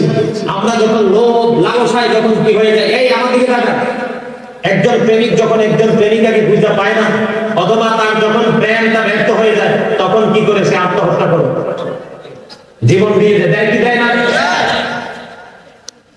কিন্তু আল্লাহর হাবিব যিনি না আসলে আমরা হতাম না। সেই নবীর সাথে প্রেমের কোন নামগন্ধ নাই। আমরা কি ইমানদার? কথা বলেন, আমরা কি ইমানদার? বন্ধুরে আমার, মৃত্যু অত্যন্ত ভয়ঙ্কর হবে বন্ধু, বেঈমানের জন্য, মুনাফিকের জন্য, আর ইমানদারের জন্য 100% নিয়ামত। এই জন্য আল্লাহ রাব্বুল আলামিন বলেছেন, আল্লাযী খালাকাল মাউতা ওয়াল হায়াত, যিনি জীবন সৃষ্টি করেছেন এবং মৃত্যু সৃষ্টি করেছেন। ঈসা নবী মরা মানুষ চিন্তা করতে পারত, আপনাদের কি বোঝানোর জন্য বলছি। ঈসা রুহুল্লাহ বন্ধু মৃত্যু ব্যক্তি জীবিত করতে পারত। এক সময় তিনি এমন একটা মৃত্যু ব্যক্তিকে জীবিত করলেন, জীবিত করার পর ওনাকে কষ্ট করলেন, আপনার যে মরণ হয়েছে কত বছর? কয় আমার মৃত্যু হয়েছে 4000 বছর। কয় মৃত্যুটাকে কেমন পেয়েছেন?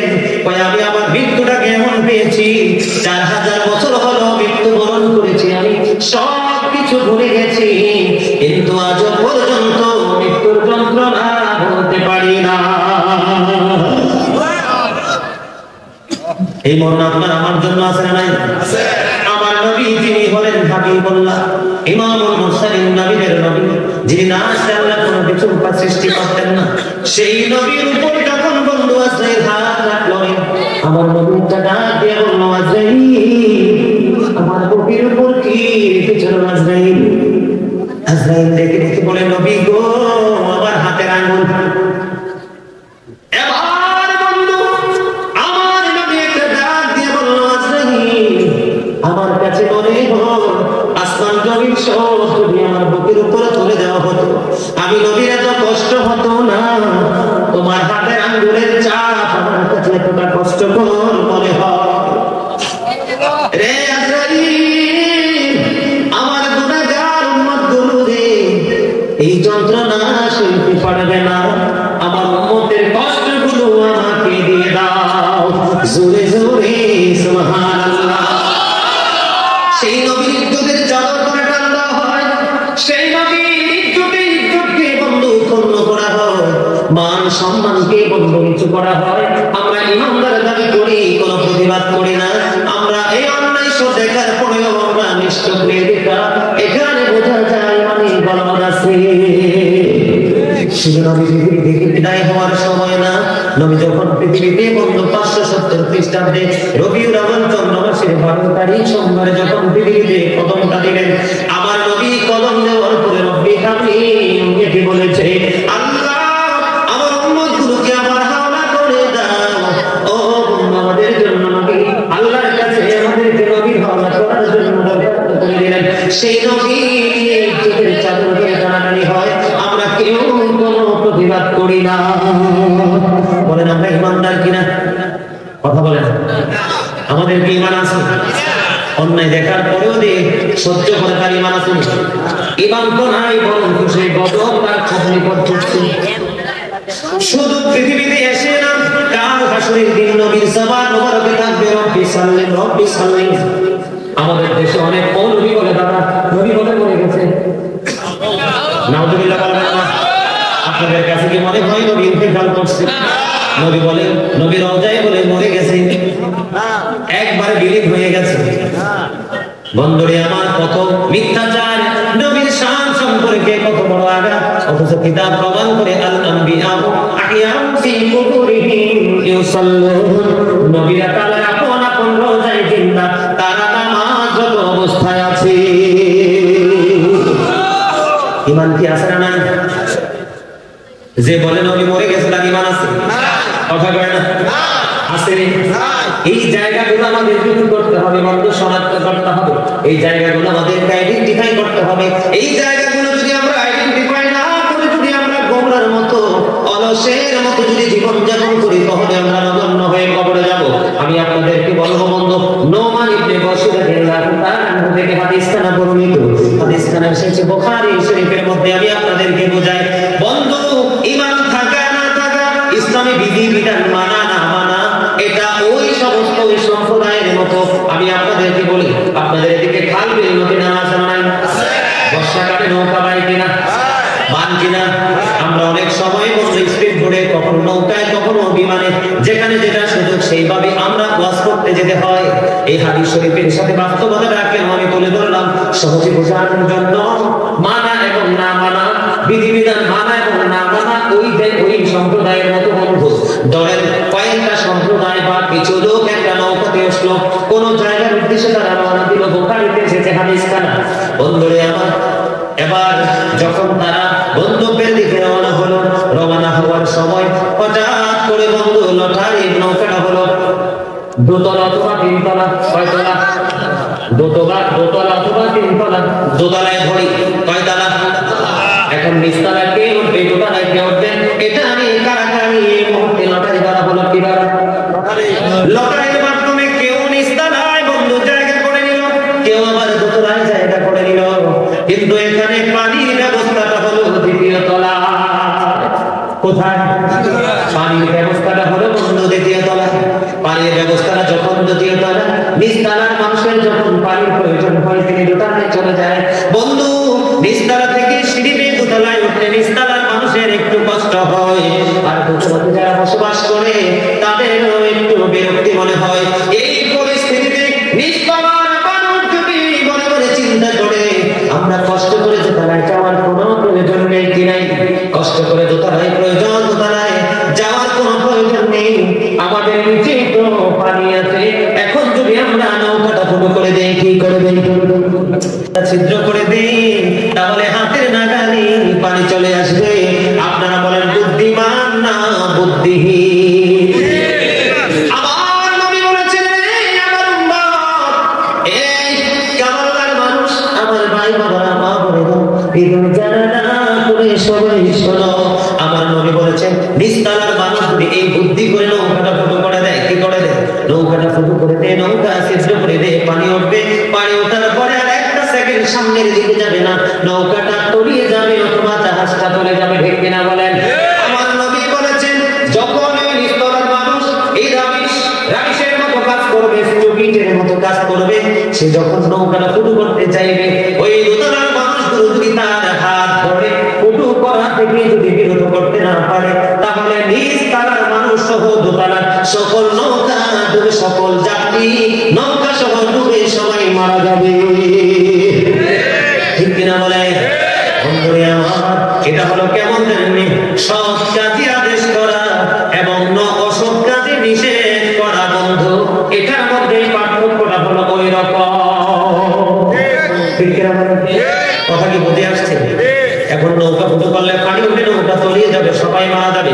ঠিক তেমনি বন্ধু, একজন যদি ঈমান হরণ করার মতো বক্তব্য দেয়, বন্ধু তাকে আমাদের প্রতিহত করতে হবে, সবাই মিলে তার কাছে যেতে হবে। ঠিক কিনা বলেন? আর যদি চুপচাপ থাকি, সে বলছে বন্ধু, তাহলে সেই আবেগ কিন্তু আমাদের উপর এসে পড়বে। কারণ যখন অন্যায় হয়, যখন অত্যাচার হয়, যখন জুলুম হয়, আর একটা পারে না, আপনি তাকে শক্তি দিয়ে প্রতিহত করতে হবে। কি দিয়ে করতে হবে? আপনি তাকে শক্তি দিয়ে প্রতিহত করতে হবে, বিভিন্ন টেকনিক দিয়ে আপনি প্রতিহত করতে হবে। যদি কোনোভাবেই প্রতিহত করা সম্ভব না হয়, আপনি অন্তর থেকে তাকে ঘৃণা করতে হবে, তারপরে দুর্বল ইমানদার হয়ে কবরে যেতে পারবে। কথা কি বুঝে আসছে? কথা বলেন না কেন? আর সেই সময় যদি প্রতিবাদ না করেন, প্রতিহত না করেন, বন্ধু প্রতিবাদ না করলে, প্রতিহত না করলে, তখন কিন্তু ভয়ঙ্কর রূপ ধারণ করবে। তখন কিন্তু উভয় পক্ষের উপর গজব আসবে। এটা কিন্তু বাংলা বইয়ের কথা না, হাদিস শরীফের কথা বন্ধু। উভয় পক্ষের উপর গজব আসবে। গজব যখন চলে আসবে, গজব যখন চলে আসবে, তখন যিনি চুপচাপ ছিলেন, সারা জীবন নামাজ পড়েছে, রোজা করেছে, দান সদ্য করেছে, কিন্তু অন্যায়ের প্রতিবাদ তিনি করেনি, অসৎ কাজ থেকে তাকে ফেরানোর জন্য কোনো প্রতিবাদ করেনি। আল্লাহর হাবিব সরকার মদিনা তিনি বলেছেন, তখন দোয়া করলেও দোয়া কবুল হবে না। নাউযুবিল্লাহ বলেন না কেন? আর জোরে অন্য জীবন কিন্তু একটাই জীবন। কয়টা? পদ্মা পেরিয়ে যমুনার তীরে কত ঢেউ চলে যায়, আসে না তো ফিরে। বলে পদ্মা পেরিয়ে যমুনার তীরে কত ঢেউ চলে যায়, আসে না তো ফিরে। আমিও চলে যাব এমনি করে, আসে না তো ফিরে। পদ্মা পেরিয়ে যমুনার তীরে কত ঢেউ চলে যায়, আসে না তো ফিরে। ঠিক না বলেন? যখন তোমার কেউ ছিল না তখন ছিলাম আমি, এখন তোমার সব হয়েছে, পর হয়েছে আমি। যখন তোমার কেউ হবে না তখন শুধু আমি, আমার কাছে আসতে হবে বলে রেখো তুমি। তোরা চাষ লিখেছ কারোর কাছে খোদার বন্ধ ছাড়া, অন্যের ওপর ভরসা ছেড়ে নিজের পায়ে দাঁড়া। কেন চিকা চিকা ঘুড়ি বানাতা ওরা আসমানে, ঘুড়ি বেচারা কিয়া করেগা, রশি মাওলা হাতে। ঠিক না ঠিক?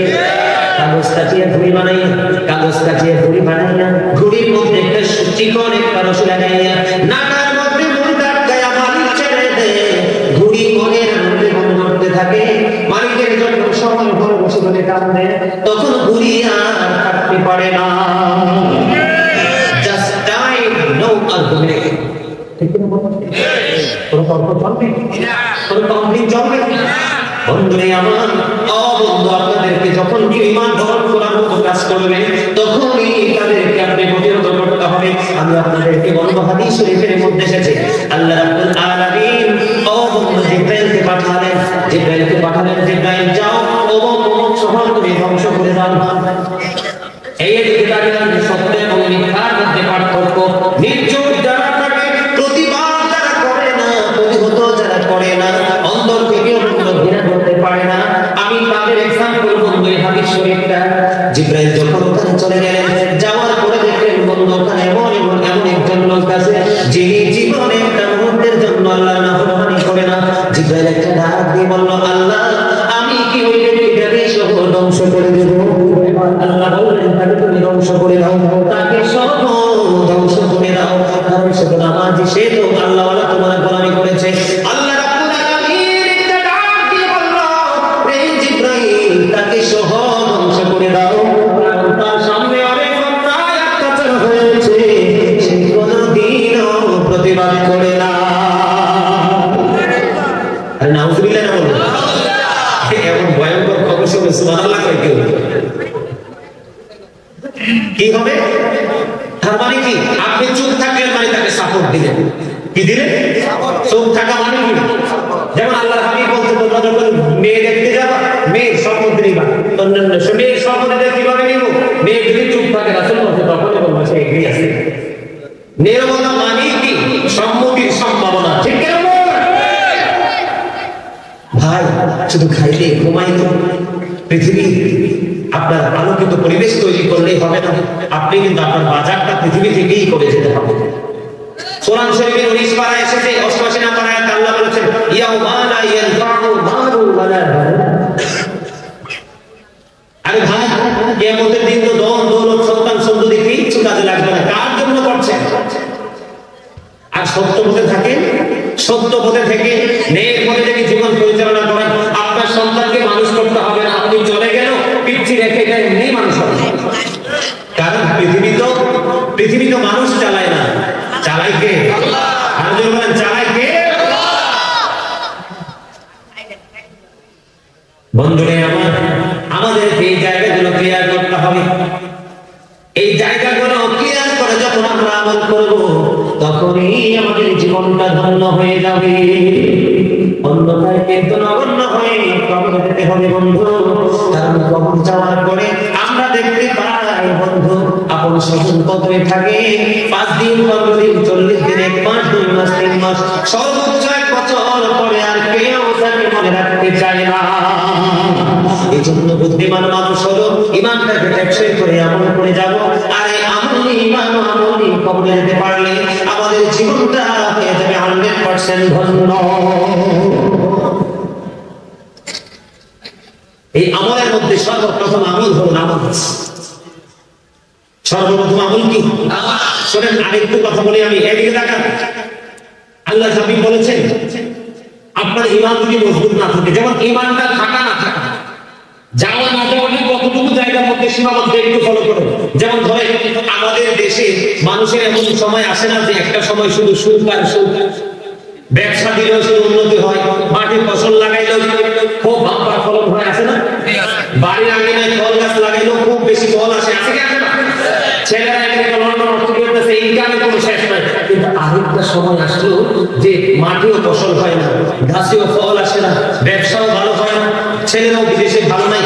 এই মুহূর্তে যদি কোনো মানুষ বন্ধ মনে করে, সে যদি একটা বার বলে, প্রকাশ্যে বলো তার গোপনে বলে যে আল্লাহ গো, তুমি কি আমার ছাড়া আর কাউরে দেখো না? গ্রামের অনেক মানুষ কিন্তু বলে ফেলে, নাউজুবিল্লাহ, কন্যা কেন?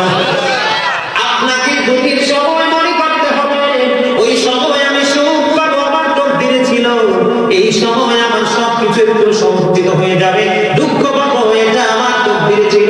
এই তকদিরটাকে বিশ্বাস করতে পারলে, দুঃখের সময় যদি মনে করে এটা আমার কপাল, মালিক তুমি দিয়েছো, এটা আলহামদুলিল্লাহ, তাহলে আপনি ইমানদার। তাহলে কি কথা বলে না? তাহলে কি? কিন্তু দুঃখের সময় যদি আপনি আপনার তকদিরটাকে বিশ্বাস করতে না পারেন, হাদিস শরীফের মধ্যে যে বলল, উহুদ পাহাড় পরিমাণ স্বর্ণ যদি আল্লাহর পথে দান করেন, উহুদ পরিমাণ স্বর্ণ দান করলে দানটা কবুল হবে না, কারণ আপনার ঈমানটা টেকসই নেই, মানে গলদ আছে। আমি কি আপনাদেরকে বুঝাইতে পারছি? কথা বলেন, বুঝাইতে পারছি? কোরআনের একটা অংশ, আয়াতের একটা অংশ আপনার পক্ষে চলে আসছে, আপনি সাপোর্ট দেন, আর একটা অংশ কিন্তু আপনার বিপক্ষে চলে গেছে, আপনার বিপক্ষের বিপক্ষে। এই মুহূর্তে যদি বলেন না, এটার মধ্যে সন্দেহ আছে, শেষ, ঈমান কি হয়ে গেছে? এইরকম জায়গাগুলো আমাদেরকে কি করতে হবে? এইরকম জায়গাগুলো খুব সূক্ষ্মভাবে আমাদেরকে চিন্তা করে আমাদেরকে কথা বলতে হবে। কেউ যদি মনে করেন, আমি আপনাদেরকে বলবো, সর্বপ্রথম বর্তমানে বাংলাদেশে সবচেয়ে বেশি সমস্যা হলো নবী এবং নবীর আহলে বাইত, সাহাবায়ে কেরামদের নিয়ে, ঠিক কিনা বলেন? এখন নবীর পরিবার এবং সাহাবায়ে কেরাম যারা নবীকে ঈমানি চক্ষু, চর্মচক্ষু দ্বারা দেখছে, এই যুগের মাথা হতে পা পর্যন্ত পাপের শেষ নাই, ওই সমস্ত মানুষ তাদেরকে নিয়ে মন্তব্য করে, এটা কি সহ্য করা যায়? সম্মানিত উপস্থিতি, এই জায়গাগুলো আমাদেরকে কি করতে হবে? চিন্তিত করে করে আমাদেরকে এই জায়গাগুলোকে টেকসই করে তারপর আমাদেরকে আমলের দিকে ধাবিত হতে হবে।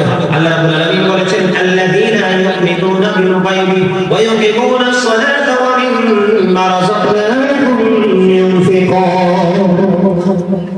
সাবধানে ওরাই যারা কিছু বিশ্বাস করে, সালাত কায়েম করে, আল্লাহ বলেছেন আমি দৌলত দিয়েছি, দৌলত থেকে দান করে। নামাজ পড়তে হবে, আবার আল্লাহ যে দৌলত দিয়েছে, দৌলত আমাদের দান করতে হবে।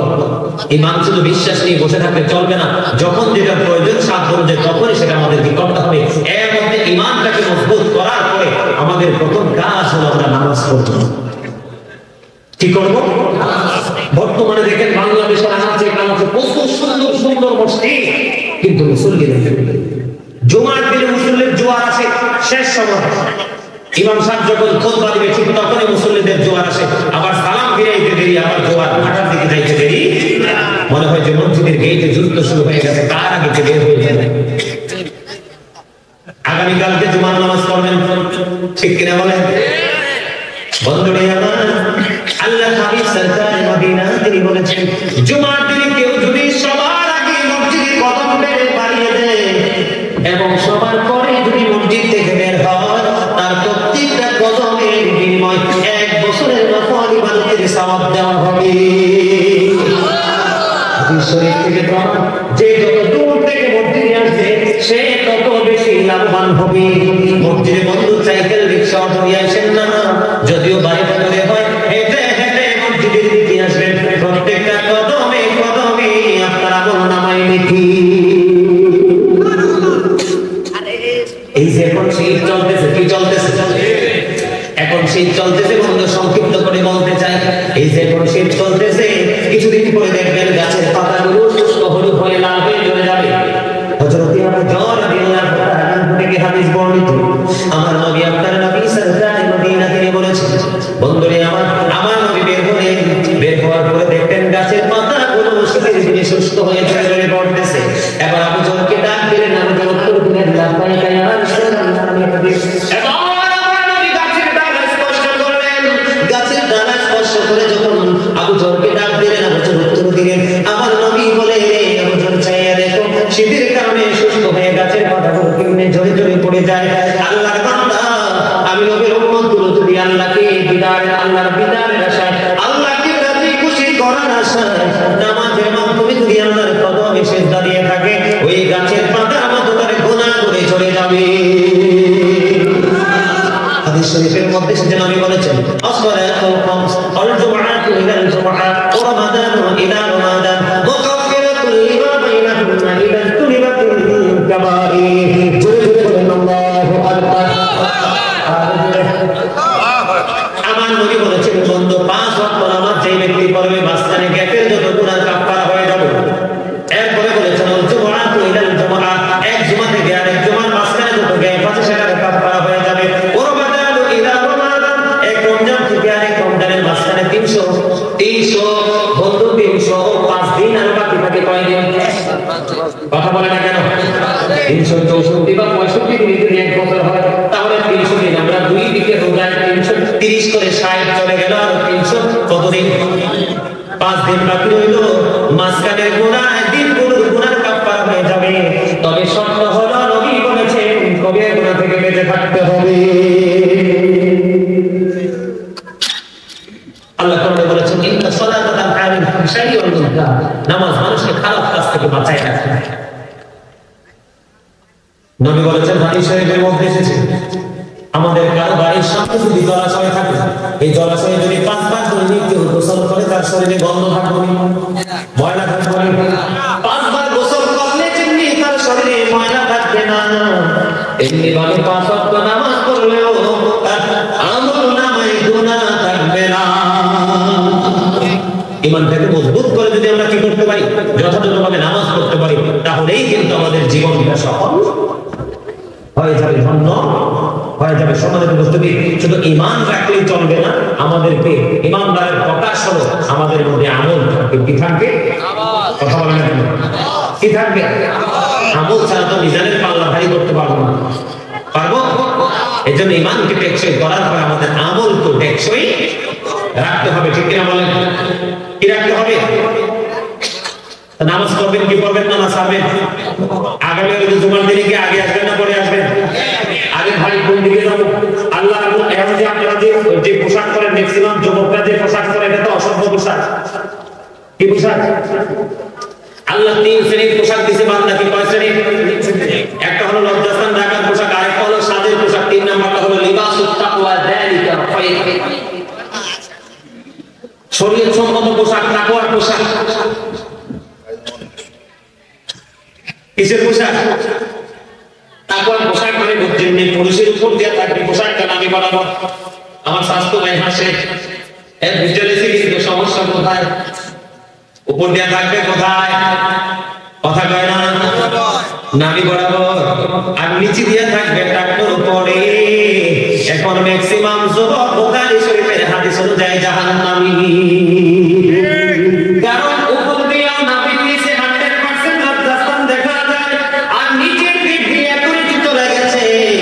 বিছানার তলা পুরো ইনটেক থাকে, ফ্যানের তলা থাকে না। ঠিক না? ঠিক মানলে মানেন না মানে নাই, কথা কিন্তু 100%। কোনো গলদ নাই কথার মধ্যে, কি নাই? বিশেষ করে ম্যাক্সিমাম যুবকের কাছে পছন্দ জিন্স প্যান্ট, এটা 100% ইসলাম বিরোধী, শরীয়ত বিরোধী, কোরআন হাদিস বিরোধী। এটাকে বর্জন করতে হবে। আমার নবী মসজিদে অবস্থান করতেছেন, জনৈক ব্যক্তি এসে নামাজে নিয়ত করে ফেলেছেন। নবী বললেন তুমি ওযু করে আসো। তিনি নামাজ ভেঙে ওযু করতে গেলেন, ওযু করে এসে আবার নামাজের নিয়ম পড়লেন। নবী বললেন তুমি ওযু করে আসো, আবার বন্ধু নবী বললেন ওযু করে আসো। আবার নবীকে প্রশ্ন করা হলো, ইয়া রাসূলুল্লাহ, ইয়া হাবিবাল্লাহ, নবী গো বারবার বলতেছেন ওযু করার জন্য, কেন নবী? তার সমস্যাটা কি? আমার নবী বলল কিয়ামত পর্যন্ত নামাজ পড়তে পারবে, নামাজ গ্রহণযোগ্য হবে না। কারণ নামাজের জন্য শরীয়তের একটা পোশাকের সীমা রাখা হয়েছে, সেই সীমাটা লঙ্ঘন করে ফেলেছে। লুঙ্গি বলেন, প্যান্ট বলেন, ট্রাউজার বলেন, যে কোনো জিনিস বলেন, নাভির নিচে গেলে বর্ডার ক্রসিং এবং টাকনুর নিচে গেলে বন্ধু সোনা লম্বা। তাহলে পোশাক আছে। আরেকটা কথা শুনেন, এই জবাব, স্বর্ণের আংটি করা যাবে না, এটা ইমানদারের জন্য হারাম। রেশমি কাপড় পরা যাবে না, কি করা যাবে না? রেশমি কাপড় পরা যাবে না, এটা ইমানদার পুরুষের জন্য হারাম। আর চকচকে লাল পোশাক পুরুষ করতে পারবে না ইমানদার পুরুষরা, এটা মাত্রই তাহসিন। এই পোশাক পরা, আল্লাহ হাবিবকে লাল পোশাক পরে দেখতে সালাম দিয়েছেন 2 বার, আমার নবী একবার সালামের জবাব দেয়। অথচ সালাম দেওয়া সুন্নাত, সালামের জবাব দেওয়া ওয়াজিব। সাবধান হতে হবে আমাদেরকে। অনেক কিছু বোঝার, অনেক কিছু শিক্ষা আমাদের জীবনে আছে। আমার কথা কি বুঝতে পারছেন আপনারা? কথা বলেন, বুঝতে পারছেন? স্বর্ণের আংটি কি করা যাবে না, এটা হারাম। যে স্বর্ণের আংটি জেনারেশনে পড়লো, সেই জন্য আগুনটা আঙুলে জড়িয়ে রাখে। নাউজুবিল্লাহ বলেন না। হাদিস শরীফে বলছে যে আমার নবী দেখার পরে আঙ্গুল থেকে নিক্ষেপ করে ফেলে দিয়েছে আংটি। তখন তাকে বলা হয়েছিল যে তুমি আংটিটা পুড়িয়ে নাও। তিনি বলেছেন না, যেটা আমার নবী আমার হাত থেকে ছুঁয়ে ফেলেছে, বের করে নিক্ষেপ করেছে, সেটা আর করার প্রশ্নই আসে না, সেটা তো পুড়িয়ে আনার কোনো প্রশ্নই আসে না। তারাই হলো ইমানদার, তারাই হলো প্রেমিক। কথা কি বুঝতে পারছেন আমার? সম্মানিত উপস্থিতি, এগুলো আমাদেরকে একটু মাথায় রাখতে হবে। আর নামাজকে গ্রহণযোগ্য করতে হলে আপনাদেরকে আরেকটা কাজ করতে হবে, সেটা হলো বিশেষ করে জুমার দিনে দেখা যায় ওরা একটু ব্যস্ত, মারে মারা দুনিয়ার কাজ নিয়ে, এরা প্রস্রাব করার পরে পানি খরচ করে দৌড়ে চলে আসে মসজিদে। আজকের পরে আগের স্টাইলে প্রস্রাব করছেন তো, আজকে প্রস্রাব করার পরে দেখবেন আপনি পানি খরচ না করে আগের সময় মতো দেখবেন আপনার লুঙ্গিতে, প্যান্টে, পায়জামায় প্রস্রাব চলে আসছে। একটু এক্সারসাইজ করে তারপরে আপনি জিনিসগুলো ব্যবহার করে তারপরে আপনাকে কি করতে হবে? পানি খরচ করতে হবে। আপনি যদি মনে করেন না আমার আর প্রস্তাব বের হবে না, তখন আপনি পানি খরচ করে জমাবেন। আপনার জন্য যে জামা শুরু হয়ে গেছে, দৌড়ে জামাতে যাওয়াটা শর্ত নয়, আপনার আগে শর্ত হলো পবিত্র।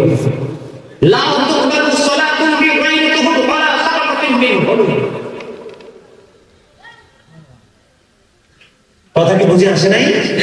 কথা বলেন না কেন? পবিত্রতা ছাড়া আমল কবুল হবে না, হালাল উপার্জন ছাড়া দানও কবুল হবে না। মিফতাহুল জান্নাতি সালাত ওয়া মিফতাহুস সালাতি তুহুর। আমরা কি করব? নামাজ হলো জান্নাতের চাবি, আর নামাজের চাবি হলো পবিত্রতা। সাদ ইবনে মুআয রাদিয়াল্লাহু তাআলা ইন্তেকাল করেন। উনি ইন্তেকাল করার পরে কোরআন অনুযায়ী পাশে দাঁড়িয়ে আমার নবী দোয়া করতেছেন, সাহাবায়ে কেরাম প্রশ্ন করলেন, ইয়া রাসূলুল্লাহ, ইয়া হাবিবাল্লাহ, নবী গো, ও নবী, কেন কবরের পাশে দোয়া করেন? আমার নবী বললেন, সাদ ইবনে মুআয যেমন একজন আল্লাহওয়ালা ছিল রে, তার ইন্তেকালের পরে তার জানাজায় ৭০,০০০ ফেরেশতা অংশগ্রহণ করেছে। তারপরেও কবর যাবেন সম্ভাবনা রয়েছে, কারণ প্রস্রাব করার পরে সে ভালো করে পবিত্র হতো না। বুঝতে হবে ইসলাম কি। উদাসীনতার মধ্যে জীবন যাপন করলে লাভ। কথা বলে না কেন? আমাদের ওযু তো ঠিক মতো হয় না। হাদিস শরীফের মধ্যে এসেছে নামাজের সাথে ওযুর সম্পর্ক আছে না? আল্লাহর হাবিব সরকারে মদিনা বলেছেন, যে ব্যক্তি নির্দ্বিধায় বিশ্বাস করবে আল্লাহ এবং আল্লাহর প্রিয় হাবিব নবী মুহাম্মদ রাসূলুল্লাহ সাল্লাল্লাহু আলাইহি ওয়াসাল্লাম, এই জায়গাটাকে বিশ্বাস করার পরে যদি কেউ যথাযথভাবে ওযু করতে পারে, এই ওযু করলে ওনার জন্য কাল হাসরের দিন 8টা জান্নাতের দরজাই খোলা থাকবে, যেটা দিয়ে মন চায় সেটা দিয়ে প্রবেশ করতে পারবে।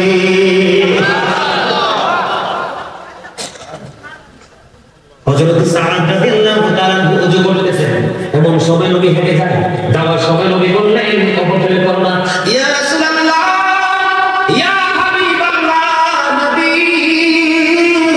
নবী গো, ওযুর মধ্যে কি অপচয় আছে গো নবী? নবী বলেছেন, হ্যাঁ, ওযুর মধ্যে অপচয় আছে, যদিও নদীর কিনারায় ওযু করো, পানির কোনো অভাব আছে এই নদীতে। দেখেন আমাদের কিভাবে আমাদের নবী সতর্ক করেছেন, আট করে দিয়েছেন। আমার নবী বলেছেন, নদীর কিনারায় যদিও তোমরা ওযু করো, তারপরেও ওযুর পানি অপচয় করিও না। বলে হুজুর কিভাবে ওযু করতে হয়? এই যে মসজিদের পানি বের হইতেছে মসজিদের মিটারে, আপনি বন্ধু ওযু করতেন, আমার নবী ওযু করতেন 1 কেজি পানি দিয়ে, আর গোসল করতেন মাত্র 4 কেজি পানি দিয়ে, হাদিস শরীফ প্রমাণ করেছে। আর আপনি আমি ওযু করার স্টাইল দেখে সারি বন্ধুরে আমার, আপনি ওযু করতে প্রয়োজন 1 কেজি পানি যদি সুন্দর করে করেন, 1 কেজি পানি দিয়ে ওযু করে আর থাকবে। কিন্তু আপনি এমন জমিদার যাইয়াতে একটা পূর্ণ নৌকা করে ছেড়ে দিয়েছে, আপনি আধা লিটার না, একটু পানি অপচয় করার আগে আগে ব্যবহার করার আগে আগে 5 লিটার মাইনাস অপচয় হয়েছে কি হয়েছে না? কথা বলে না কেন? অপচয় হয়েছে কি হয়েছে না? এই যে কোন মেয়েটার নাম ইসলাম সবকিছু জানা এবং মানা, আমরা তো জানি না, মানব কেমন করি। ও বন্ধু, আমাদেরকে যথাযথভাবে শিক্ষা অর্জন করতে হবে, অন্যথায় আমাদের উপায় না। পবিত্রতা যদি সুন্দর করে আমরা অর্জন করতে পারি, কি করতে পারি? কয়টা হবে? 12 টাকা চাই। হ্যাঁ, 12 টাকা চাই। ওরে বাবা রে, সময় তো কমই নেই।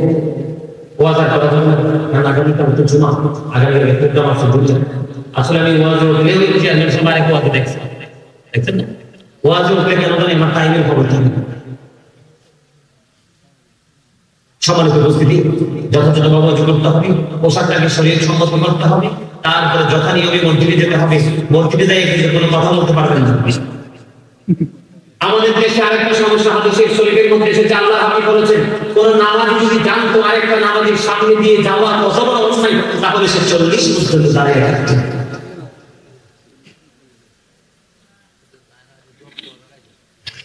আবু নজর বললেন, আবু জুবাইর কি 40 দিনের কথা বলেছে না 40 মাসের কথা বলেছে নাকি 40 বছরের কথা বলছে আমার মনে না। একজন নামাজি নামাজ পড়তেছে, আপনি তাড়াহুড়া করে তার সামনে দিয়ে গায়ের জোর দেখায় চলে গেলেন। আল্লাহর হাবিব বলছে, এটা এত বড় অন্যায়, কেউ যদি জানতো তাহলে সে 40 বছর পর্যন্ত দাঁড়ায় থাকতো, তারপরেও নামাজের সামনে দিয়ে হাইটা যাইত না।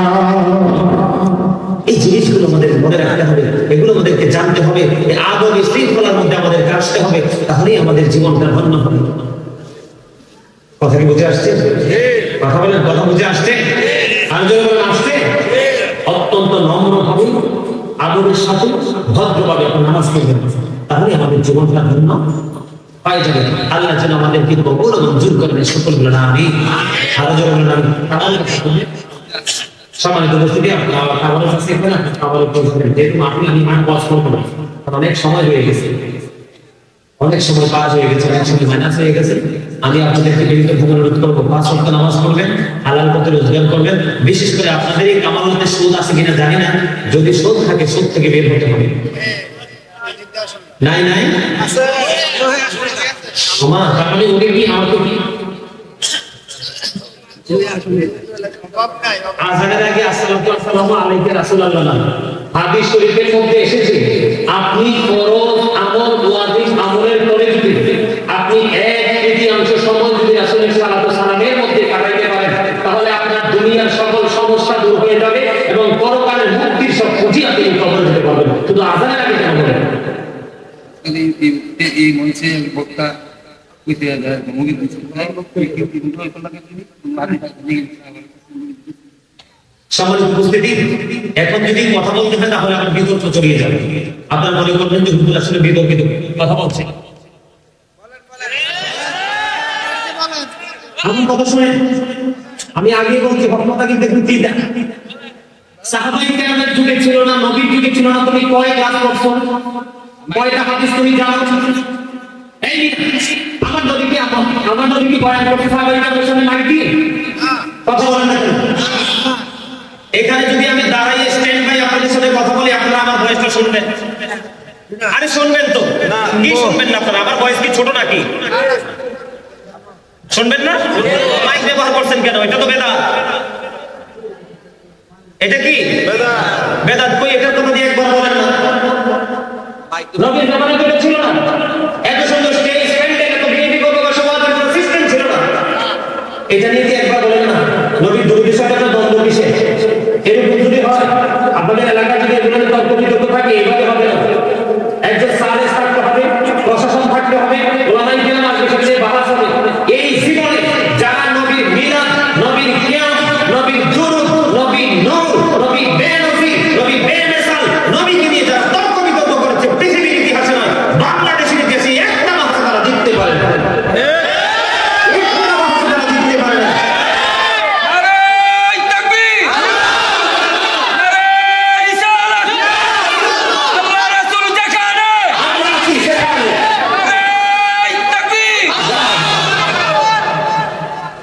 মিয়াজি আল্লাহ নিজে নবীর উপর সালাম করেছে, দুরূদ পড়েছে ফেরেশতাদেরকে দিয়ে। আপনি তাকে বলবেন যে বলবে যে নবীর আযানের আগে সালাতু সালাম করা জায়েজ নাই, যে সেই ফতোয়াটা যিনি দিবে, আমার কথা শুনেন আপনারা যারা দাঁড়িয়ে থাকা মুরব্বি বাবা আছেন, যুবক ভাইয়েরা আছেন, যিনি আমার কথা শুনেন, যিনি ফতোয়া দিয়েছে তিনি তো দলিল নিয়ে আসেন চেয়ারম্যান সাহেব। যিনি বলবেন নাই, আপনারা বলবেন যে কোন কিতাবে কোন খণ্ডে কত নাম্বার হাদিস রাবীকে কোথায় আছে সেটা আপনি দেখান, তারপরে আসলে নাই যাই করে সেটা আমরা পরে দেখাবো। কারণ আপনি যেহেতু ফতোয়া দাঁড় করেছেন, আপনাকে আপনার দলিল দিতে হবে, তারপরে আমরা আমাদেরটা দেব। নবীর বেলায় খালি তামাশা, নবীর খেলায় খালি নাচ। তাই না? নবীকে নূর বললে অনেকের কামিয়া চুলকা। নবী বলে মাটি, কোন কিতাবে লেখা আছে নবী মাটি? কোন হাদিসে সিয়ারতের কোন গ্রন্থে হাদিস শরীফের মধ্যে এসেছে যে নবী মাটি? কোরআনে কোথায় লেখা আছে নবী মাটি?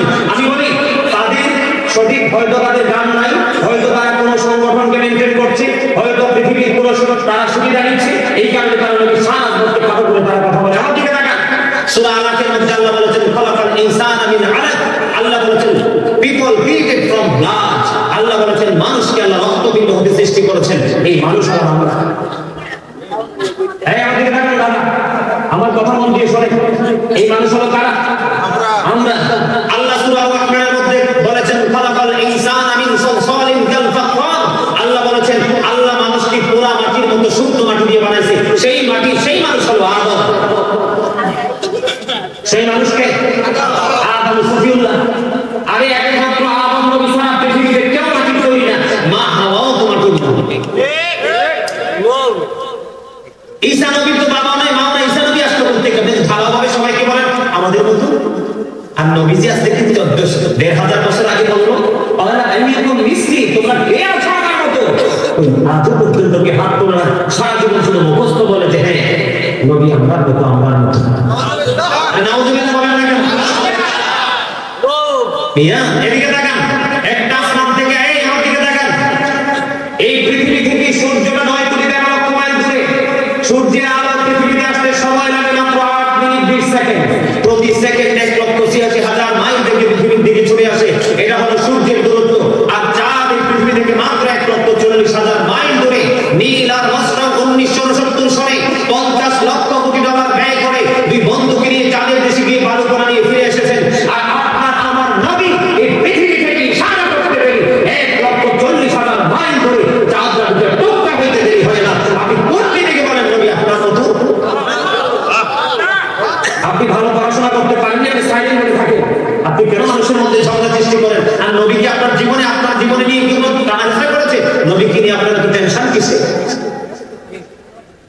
এই মিয়া, একটা আসমান থেকে আরেকটা আসমানের দূরত্ব 500 বছরের রাস্তা। কত? এরপরে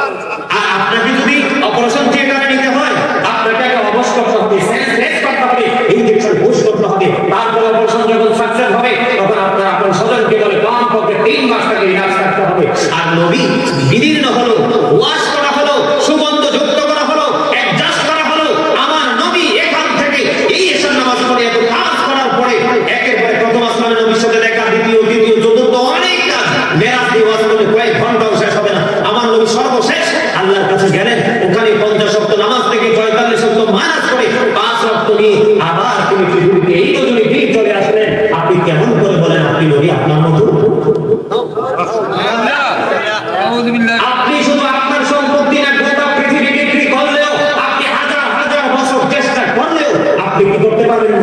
একটা আসমান থেকে আরেকটা আসমানের মধ্যে যতটুকু ডিস্টেন্স রাস্তা সেটা আপনি অতিক্রম করতে পারবেন না। বিবেক খাটিয়ে কথা বলেন, বিবেক খাটাইয়া কথা বলেন। কি জানেন কতটুকু পড়াশোনা করছেন, কোন কলেজ ইউনিভার্সিটিতে পড়াশোনা করছেন? এই আল্লাহ পৃথিবীতে যা কিছু সৃষ্টি করেছেন সবকিছুর ক্ষেত্রে আল্লাহ কলাকা শব্দ ব্যবহার করেছেন। আর আমার নবীর ক্ষেত্রে আল্লাহ শুধু বলেছেন আরসালনাকা ওয়া মা আরসালনাকা ইল্লা রাহমাতাল লিল আলামিন। আল্লাহ রাব্বুল আলামিন আল্লাহ হাবিবকে রহমত হিসেবে পাঠাইছে। আল্লাহ আরো বলেছেন ওয়া মা আরসালনাকা ইল্লা কাফাতাল লিন-নাসি বাশীরান ওয়া নাযীরা। আল্লাহ বলেছেন আমি আমার মানব জাতির নিকট আমি আমার হাবিবকে সুসংবাদদাতা সহায় প্রদর্শক হিসেবে পাঠাইছি। আমার দিকে তাকান, এখানে আরসালনাকা আসছে কিনা? কথা বলুন, এইখানে আরসালনাকা শব্দ আসছে? আসছে তো। এখানে আল্লাহ রাব্বুল আলামিন কি বলেছেন? আরসালনাকা বলেছেন। তার মানে কি জানেন? খালাকা শব্দ ব্যবহার করেন নাই। খালাকা যদি হতো সেদিনই নবীর জন্ম হতো। আল্লাহ আরসালনাকা বলেছে, তার মানে নবীকে 570 খ্রিস্টাব্দে পাঠাইছে। কি করছি? কথা বলে না কেন? কি করছি? পাঠাইছে। পাঠাইছে আল্লাহ বলেছে, সেন্ড করেছে, পাঠাইছে। তাফসীরে রুহুল বায়ান দ্বিতীয় খণ্ড 543 পৃষ্ঠা উল্লেখ হযরত আবু হুরায়রা রাদিয়াল্লাহু তাআলা আনহু থেকে বর্ণিত, আমার নবী আপনার নবী দু জাহানের বাদশা নবী। জিবরাইলকে প্রশ্ন করলো, জিবরাইল তোমার বয়স কত? জিবরাইল বলে, নবী বয়স কত বলতে পারবো না, আমার জীবনের একটা ঘটনা আমি আপনাকে বলতে পারবো। ও জিবরাইল, ঘটনাটা বলো না। জিবরাইল বলল, আমি চতুর্থ আসমান পার করে সপ্তম আসমানের উপর একটা তারা ওঠা অবস্থায় দেখেছি 70,000 বছর। আবার যখন অস্ত গিয়েছিল দেখেছি 70,000 বছর। ডুবন্ত অবস্থায় 70,000 বছর, অস্তমিত অবস্থায় 70,000 বছর।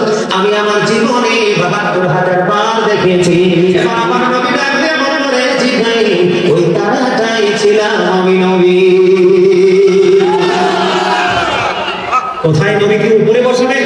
না, আপনি যত পারেন নিচে নামান। বাবা কত বড় পাক্কা ইমানদার। আল্লাহ কোরআনে বলে, ওয়ারাফা'না লাকা যিকরাক, আমি আপনার স্মরণ উচ্চ মর্যাদা দান করেছি। আর আপনি সলিমুদ্দিনের ঘোড়া কলিমুদ্দিন বলেন আপনার মতো। তামসা পেয়েছেন না? দেখবেন কবরে যান, খালি কবরে যান। হাদিস শরীফের মধ্যে এসেছে যে ফেরেশতারা এই পাপীদেরকে নবীর দুশমনদেরকে পিটানোর জন্য যে ফেরেশতারা যে হাতুড়িটা বানিয়ে রেখেছেন, এই হাতুড়িটা যদি গোটা পৃথিবীর মানুষ যদি জিনার মানুষ চেষ্টা করে জমিনে যদি বালায়, এটা 1 সেকেন্ডের জন্য উপরে তুলতে পারবে। এত ভয়ঙ্কর সাজা। বরাদ্দ আপনাদের যদি দলিল দিতে হয় তাহলে একটু দলিল দিতে হয়, যারা আলেম আছেন তারা বুঝতে পারবেন। এই যে আমরা দুইটা সূরার কথা বলবো, একটা আছে তাব্বাত ইয়াদা আবি লাহাবি ওয়া তাব। আবু লাহাবকে যে একটা সূরা নাযিল করা হয়েছিল, কেন জানেন? আমার নবী যখন দিন সম্পর্কে মানুষকে রেসপেকশন দিচ্ছিলেন, তখন আবু লাহাব রাগে দোষায় সহ্য করতে না পারে বড় পাথর উঠিয়েছিলেন নবীকে বিক্ষেপ করে ধ্বংস করার জন্য। পাথর উঠাইতে গেলে আল্লাহ সূরা লাহাব পাঠাইয়া একবারে ধ্বংসস্তূপে পরিণত করে দিয়েছে। সেই নবীর উম্মত আমরা। এই জন্য আমি বলি, I am the great person, নিহাতুল নবীর উম্মত। এটা আমার জীবন ধন্য। এই নিয়ে সূরা কাউসার, সূরা কাউসারের যে শানে নজুল ব্যাকগ্রাউন্ড দেখেন, সূরা লাহাবের ব্যাকগ্রাউন্ড তো বললাম। ওয়াইলের পুত্র আদ যখন নবীকে আবদার বললেন, আল্লাহ সহ্য করতে পারল না, সঙ্গে সঙ্গে আল্লাহ রাব্বুল আলামিন সূরা কাউসার পাঠিয়ে দিলেন। বললেন, আমার হাবিবকে যারা আজকে বলেছে নির্বংশ নিঃসন্তান, তারা কাল কিয়ামতের ময়দানে হবে নির্বংশ নিঃসন্তান নিঃস্ব। আর যারা আমার হাবিবকে ভালোবাসবে, মহব্বত করবে, সন্তান জন্য উম্মতের জন্য আমি বরাদ্দ করে দিলাম অবর্ণনীয় নিয়ামতের জায়গা হয়েছে কাউসার। যে আবু লাহাবকে আল্লাহ ধ্বংসের খবর দিয়েছেন সূরা লাহাবের মাধ্যমে, সেই আবু লাহাব কিতাব ভালো করে পড়েন, একটু টাকা খরচ করেন, টাকা পকেটে ঢুকাইবেন, চটি বই করবেন, সাধারণ মানুষকে বোকা বানাবেন, চলবে না। এখন বাংলাদেশে অনেক সচেতন মহল বলে উঠবে, ঠিক কিনা বলেন? আরে ভাই, জেনারেল মাইন্ড যারা কলেজ ইউনিভার্সিটিতে পড়ে, ওরাও এখন নবীর শান মানকে খাটো করে কথা বললে ওরাও মানে না, কারণ তারাও আমেরিকার গবেষক মাইকেল এইচ হার্ট বক্তব্য দিয়েছে, the 100 amazing of the most influential person in the history। 100 জন প্রভাবশালী তালিকা করে সেন্টিমেন্ট করেছেন আমার নবীকে। ডক্টর আহমদ বিয়ার বাগদাদি, যিনি মস্কো ইউনিভার্সিটির ইংলিশ লেকচারার ছিলেন, উনি বলেছেন, of all the great religious personalities of all prophet Muhammad রাসূলুল্লাহ সাল্লাল্লাহু আলাইহি ওয়াসাল্লাম। জোরে জোরে বলেন সুবহানাল্লাহ।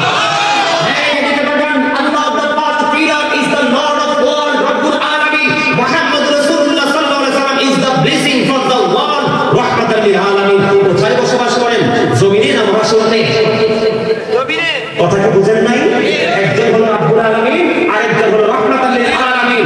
রব্বুল আলামিন হলো স্রষ্টা, রাহমাতাল লিল আলামিন হলো সৃষ্টি। স্রষ্টার সৃষ্টি কখনোই এক হতে পারে না, কিন্তু প্রেমের কারণে কারণে মিলেমিশে একাকার হয়ে গেছে। মূসা নবী বললেন রব্বি আরনি, আল্লাহ বলেন আনতারানি। মূসা বলে দেখতে চাই, আল্লাহ বলে সম্ভব না, যদি মূসা দেখতে সব করে ছাই হয়ে যাবে। কিন্তু আমার আপনার নবীকে, আমার নবী আল্লাহর সাথে দিদার করার জন্য কোনো অ্যাপ্লিকেশন করে নাই, আল্লাহ নিজেই আল্লাহর হাবিবকে তার বাড়িতে দাওয়াত দিয়েছে। নবী যখন আরশের গেটে গিয়ে নবীর পা দুটো মোবারক খুলতে চাইলেন, তখন আমার আল্লাহ বললেন হাবিব খোলার দরকার নাই, জান্নাতে চলে, আমার আরশে চলে আসেন। আল্লাহ গো, আপনি না মূসা নবীকে ভিতরে যাওয়ার পরে জুতা খুলতে বলেছিলেন, জুতা খুলে যাওয়ার জন্য বলেছিলেন। আল্লাহ রাব্বুল আলামিন ডেকে ডেকে বলে হাবিব, সেদিন কুহিতুলের মাটি লাগাই আমি মূসার দাম বাড়িয়েছি, এই জন্য বলেছিলাম জুতা খুলে আসার জন্য। হাবিব, আজকে আমি আপনাকে আপনার জুতা মোবারক নিয়ে আসতে বলছি গো। কেন গো, কেন গো? তার কারণ হলো আমি আপনার জুতার ধুবি লাগাইয়া আমি আল্লাহর আরশের দাম বাড়াবো। একটু চিন্তা করে নবী সম্পর্কে বিরূপ মন্তব্য করবেন, আমি বলবো আপনার আউট হয়ে গেছে আপনার ইমান। আপনাকে আমি ইমান বলতে পারবো না, ইমানদার বলতে পারবো না, কারণ অনেক কষ্ট করে, অনেক জ্বালানো সহ্য করে আজকে এই জায়গায় এসেছি। আপনি আমার নবীর ইজ্জতের চাদরটা ধরে টান দিবেন, অন্ততপক্ষে কিছু করতেন না, একটা পারি আর না পারি প্রতিবাদ ব্যবস্থা হবে। কথা বলেন না কেন? চেয়ারম্যান সাহেব, হাদিস শরীফটা মনে হয় আপনি শোনেন নাই। হাদিস শরীফের মধ্যে এসেছে রাসূল বলেছেন ক্বালা মান সাব্বানা বিয়া ফাকতুলহু, নবীকে যারা গালি দিবে তোমরা তাদেরকে সাথে সাথে হত্যা করে ফেলো। নবীর দুরূদের সাথে বেয়াদবি করা, নবীর সাথে বেয়াদবি করা, নবীর শানে আঘাত করা। যেমন ওই যে বলেছিল খ্রিস্টান যে নবী কি যা লিখতাম তাই জানতো, বেশি জানতো না। আল্লাহ কি পানিশমেন্ট দিয়েছে? মাটিকে বলছে বের করে দে। মাটি কি বলেছে? বের করে না, ফান্দা নামায়ের লাশ বের করে দিয়েছে। মাটি পর্যন্ত বসে নাই, নবীর সাথে গুস্তাখি করে যায়নি। কোরআন শরীফ থাকলে খুলে দেখাতাম। গতকাল জুমাতে চেয়ারম্যান সাহেব কোরআন শরীফ খুলে খুলে ওয়াজ করেছি। একটা লোক মানে কি বলবো, প্রত্যেকটা মানুষ অনেক প্রশ্ন নিয়ে আসছে। গতকাল জুমাতে মানুষের প্রশ্নের শেষ নেই, শুধু নবী সম্পর্কে, নবীর পরিবার সম্পর্কে। আমার পাশে একটা এইভাবে, কোন দিকে, ডান দিকে না, আমার বাম দিকে বসাইছিলাম হাতের সাথে। আমি সঙ্গে বলছি আমি সামনে সূরা বলবো, আয়াত বলবো, আপনি খুলে দিবেন, একটু হেল্প করবেন। সামনে কাছে কিছু করে দেখাইলে বিশ্বাস করেন ওখানকার চেয়ারম্যানকে পর্যন্ত ভুলভাল বুঝাইয়া আপনার মানে পুরো মাথা ভুলভাল করে দিচ্ছে। এমন চেয়ারম্যান, এই যে আপনাদের এই চেয়ারম্যান, ওইদিন আমি আসলাম কোথায় জানি, ওইদিকে আলগিতে পুরো লম্বা সময় আলোচনা শুনেছি। ওই চট্টগ্রামের মেম্বার চেয়ারম্যানের মধ্যে একটা চেয়ারম্যান পাইলাম, আর গতকাল পাইলাম আরেকটা চেয়ারম্যান। পুরো ওয়াজ আমার সঙ্গে প্রায় 2.5 থেকে 3 ঘন্টা পরে আজকে আমাকে খবর পাঠাইছে, তোমরা যে হুজুর দাওয়াত দিয়েছো ভেরি সুইট ম্যান, কারণ তার কথাগুলো আমার কাছে 100% গ্রহণযোগ্য মনে হয়েছে। নবী সম্পর্কে প্রত্যেকটা দলিল কোরআন থেকে দিয়েছে, অস্বীকার করার কোনো সুযোগ নাই। তার মানে চেয়ারম্যান সাহেবকে যদি ভুলভাল বুঝাইতে পারে, তাহলে মনে করেন তারাই ক্ষমতা কায়েম করতে পারবে, রাজত্ব করতে পারবে। এই জন্য তারা কি করবে, চেয়ারম্যান সাহেব মাইন্ড করেন না, মাথায় একটা পোষা দিবে, আমি সবাই বলবে চেয়ারম্যান সাহেব আপনাকে তো দেখতে হযরত ওসমানের মতো লাগে। ও চেয়ারম্যান তো কি খুশি হয়ে গেছে। চেয়ারম্যান সাহেব যদি বুদ্ধি থাকে তিনি বললেন ভাই আপনি কি হযরত ওসমানকে দেখছেন, তখন কিন্তু ওনার মুখটা অটো সাইলেন্ট হয়ে যাবে। কথা বুঝেন না? এইভাবে কিন্তু কৌশলে কৌশলে মানুষের ইমান চুরি করছে। নবী বলেছেন কিয়ামতের পূর্বক্ষণে মানুষ সকালে ইমানদার থাকবে, বিকালে ঈমান হয়ে যাবে। আজকে মেসেজ আসছে আমার কাছে, চেয়ারম্যান সাহেব নাকি খবর দিয়েছে যে তোমাদের হুজুরের আলোচনা আমার মনোভূত হয়েছে, এবং যেই চেয়ারম্যান সুন্নি জামাতের ওয়াজি পছন্দ করে না, সেই চেয়ারম্যান আগামী বছর মাহফিলের জন্য বলছে যে হুজুরের তো সুন্দর ওয়াজ করছেন মাইক দিয়ে, আগামী বছরের মাইকটা ব্যবস্থা করতে হবে। এবং আমাকে আসার সময় স্পেশাল কিছু হাতিয়ে পকেটে দিয়ে দিয়েছে। এটা কি জানেন, যারাই নবীর সাথে বেয়াদবি করে দুশমনি করতে আসছে তারাই কিন্তু ঈমানদার হয়ে গেছে। কারণ দূর থেকে নবীকে নিয়ে বিরূপ মন্তব্য না করে কাছে এসে গবেষণা করো, দেখবা তোমার নবী সব কিছু বুঝবে। একটু কি বুঝে আসে? আল্লাহ the first leader is the Lord of all, রব্বুল আলামিন। কালেমে তাইবার একটা অংশ, মুহাম্মদ রাসূলুল্লাহ সাল্লাল্লাহু আলাইহি ওয়াসাল্লাম is the blessing for the world, রাহমাতাল লিল আলামিন। দেখেন তো আল্লাহ স্রষ্টা, লা ইলাহা ইল্লাল্লাহ, there is no but Allah, Muhammad রাসূলুল্লাহ সাল্লাল্লাহু আলাইহি ওয়াসাল্লাম is the messenger of Allah। দেখেন তো স্রষ্টার সৃষ্টি নিয়ে কত সুন্দর একাকার হয়ে গেল। জোরে জোরে বলেন সুবহানাল্লাহ। আরে ভাই কিভাবে বলেন নবী দূর থেকে আমি কোথায় চলে গেছি। এদিকে দেখেন নবীকে দাঁড়ায় সালাম দিলে কই বেদাত করি, নবীকে দাঁড়ায় সালাম দিলে বলে কি বেদাত করি। এদিকে দেখেন চেয়ারম্যান সাহেব জানি মানুষ আপনাদের এখানে, আমি জানি যে এডুকেটেড পারসন গুলো আছেন, বিবেকবান মানুষ আপনারা, আমি বিশ্বাস করি না হয় আপনারা আমার কথাগুলো শুনতেন না। এই যে মসজিদের ইমাম সাহেব আছেন আপনাদের, বা আমাদের দেশে ইমাম সাহেব নামাজ পড়ায় না, নামাজ পড়ার পরে ইমাম সাহেব বেতন নেয় না। আমার নবী তো বেতন নেয়নি, আপনি যে বেতন নেন এটাও তো বেদাত। কথা বলে না কেন? তা আপনি যদি একদিনও বলেন না যে আমার নবী তো ইমামতি করে বেতন নেয় নাই, আমি নিব না। কথা বলেন না কেন? কথা কি অযৌক্তিক বলেন না কেন? আমার দাদা বলছি ইমামতি তো করবে না। আচ্ছা, আরেকটা অপশন হলো সভাপতি থেকে ধরে একবারে তৃণমূল পর্যায়ের মুসলিম পর্যন্ত লিস্ট টাকা ইমামতি করবা, একদিন আপনার বাড়িতে আরেকদিন আরেকজনের বাড়িতে আমার নামতে পাইছি। তো এটা যে আপনি করেন এটাও তো বেদাত। কথা কয় না? কত সুন্দর সুইটেবল মসজিদ, মসজিদে ফ্যানের বাতাসে কাভার হয় না, কয়েকটা ওজনের এসি আপনি ফিট করে দিলেন, এসি ফ্যানও চলতেছে, এসিও চলতেছে, আই এম রিল্যাক্স। কিন্তু মসজিদের বাইরে যখন ছিলাম আই এম ভেরি টায়ার্ড, কিন্তু মসজিদে যখন ঢুকলাম ফ্যান দিলাম, এসি দিলাম, আই এম ভেরি রিল্যাক্স। কি মজা! আমার নবী কি করেছিল? এখন আপনি বলবেন হুজুর এগুলো যন্ত্র। হ্যাঁ, আমি বলছি যন্ত্র, কিন্তু ইবাদতে কি একটা সবচেয়ে হচ্ছে না? আর ইবাদতে আপনি ইবাদতে খরচ করেন কি করেন না? ইবাদতের স্বার্থে ব্যয় করেন কি করেন? এটা কাজে লাগান না? তো একবার কি বলেন, নবীর বিরুদ্ধে কথা বললেই বলে করবো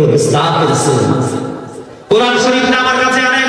কোরআন শরীফের 29 পারা সূরা কালাম, আল্লাহ রাব্বুল আলামিন স্ট্রেট ফরওয়ার্ড ভাবে বলে দিয়েছেন, ওয়ালিদ বিন মুগীরা নবীর সাথে বেয়াদবি করলো, আল্লাহ রাব্বুল আলামিন দেখে দেখে বলে, ওয়ালিদ বিন মুগীরা তোমার যে জন্মের ঠিক নাই, পৃথিবীর কেউ জানতো না, আমার হাবিবের সাথে বেয়াদবি করলা, আমার হাবিবের ইজ্জতের চাদর ধরে টান দিলা, আমি কোরআনের মাধ্যমে গোটা পৃথিবীকে জানিয়ে দিলাম, উতুল্লিন বাদা যালিকা জালিম, with all that he is a bastard. আমার বাস্তবায় বুঝতে বুঝতে যাও না সন্তান, আসলে তাকে 10টা গালি দিছে, কয়টা? 10টা। এর মধ্যে 10 নাম্বারটা হলো যা যা বাকি খবর নিয়ে আবার চিন্তা করে। ভাই আমার, আপনার সাথে আমার দ্বন্দ্ব থাকতে পারে, আপনার সাথে আমার কলহে থাকতে পারে, এই পার ও পারায় থাকতে পারে, নবীর সাথে তো থাকতে পারেন। আপনি পারলে নবীকে সম্মান করেন না, এই কইলেন না, কিন্তু যারা করে তাদের সাথে কেন বিরোধিতা করেন? কথা বলেন না আর জোরে, এটা কি উচিত না? নবীকে দাঁড়িয়ে সালাম দিলে কয় এটাও বলেন না। মসজিদে নববীর মিম্বরে দাঁড়িয়ে হাসান ইবনে সাবিত রাদিয়াল্লাহু তাআলা কুফরিকে নিন্দা করে নবীর গৌরব প্রকাশ করেছেন। সরে সরে আমার নবী তখন বলেছিলেন, হাসান ইবনে সাবিতকে রূহুল কুদ্দুসের মাধ্যমে সাহায্য করো। জোরে জোরে বলেন সুবহানাল্লাহ। এখন আপনারা বলবেন তখন তো নবী সশরীরে ছিল, এখন কি নাই? কথা বলেন, আপনারা কি মনে করেন নবী নাই? নবীরা তাদের আপন আপন কবরে রওজায় তারা জিন্দা, তারা নামাজরত অবস্থায় আছে।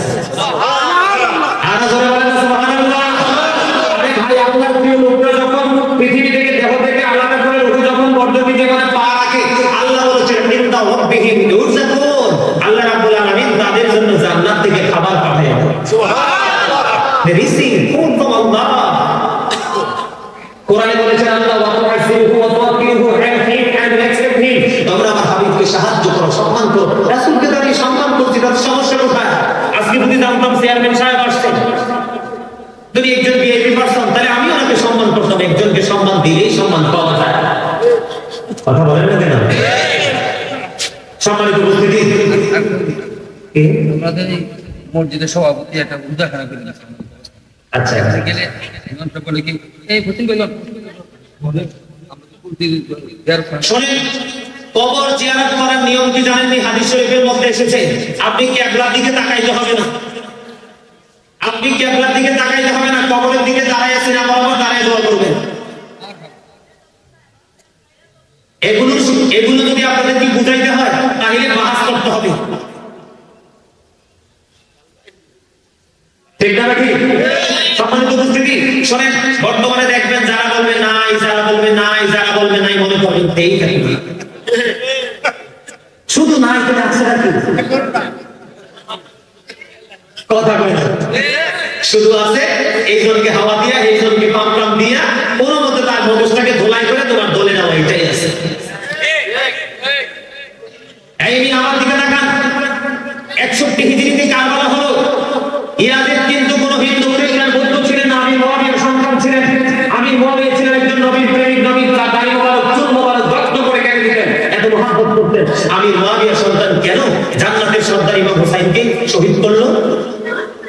কোথায় জানে? এই ইয়াজিদের উপদেষ্টা ছিল তিনি ছিলেন একজন ইহুদি যার নাম ছিল শারজুল বিন মানসুর রুমি, যিনি দিনের বেলা মানব নাচাতো, রাতের বেলা মদের আসর বসে নষ্ট নারীদের কি নাচ গানের আসর করতো। আপনি বলেন কি ক্যারেক্টারলেস, চরিত্রহীন না? তো এইরকম নষ্ট মানব যখন কারো উপদেষ্টা থাকে, সে কি ভালো থাকতে পারে? শেষ পর্যন্ত রাসূলের পরিচয় পুত্রকে হত্যা করলো। ঠিক তেমনি ভাবে বিধর্মীদের দোষর টাকার দালাল এখন আমাদের মাঝে আসে, আমাদের ঈমানকে ধ্বংস করার চেষ্টা করে। আমাদের কি কিন্তু সচেতন? মিলাদ করলে কয় মিলাদ বলে না। মিলাদ শব্দের অর্থ জন্মদিন। আমরা যে দরুদ পড়ি, রাসূলকে দাঁড়ায় সালাম দেই, মূলত এটা মিলাদ না। মিলাদ হলো নবীর আগমন নিয়ে আলাপ আলোচনা করা। কি করা? কথা বলে না কেন? এই মিয়া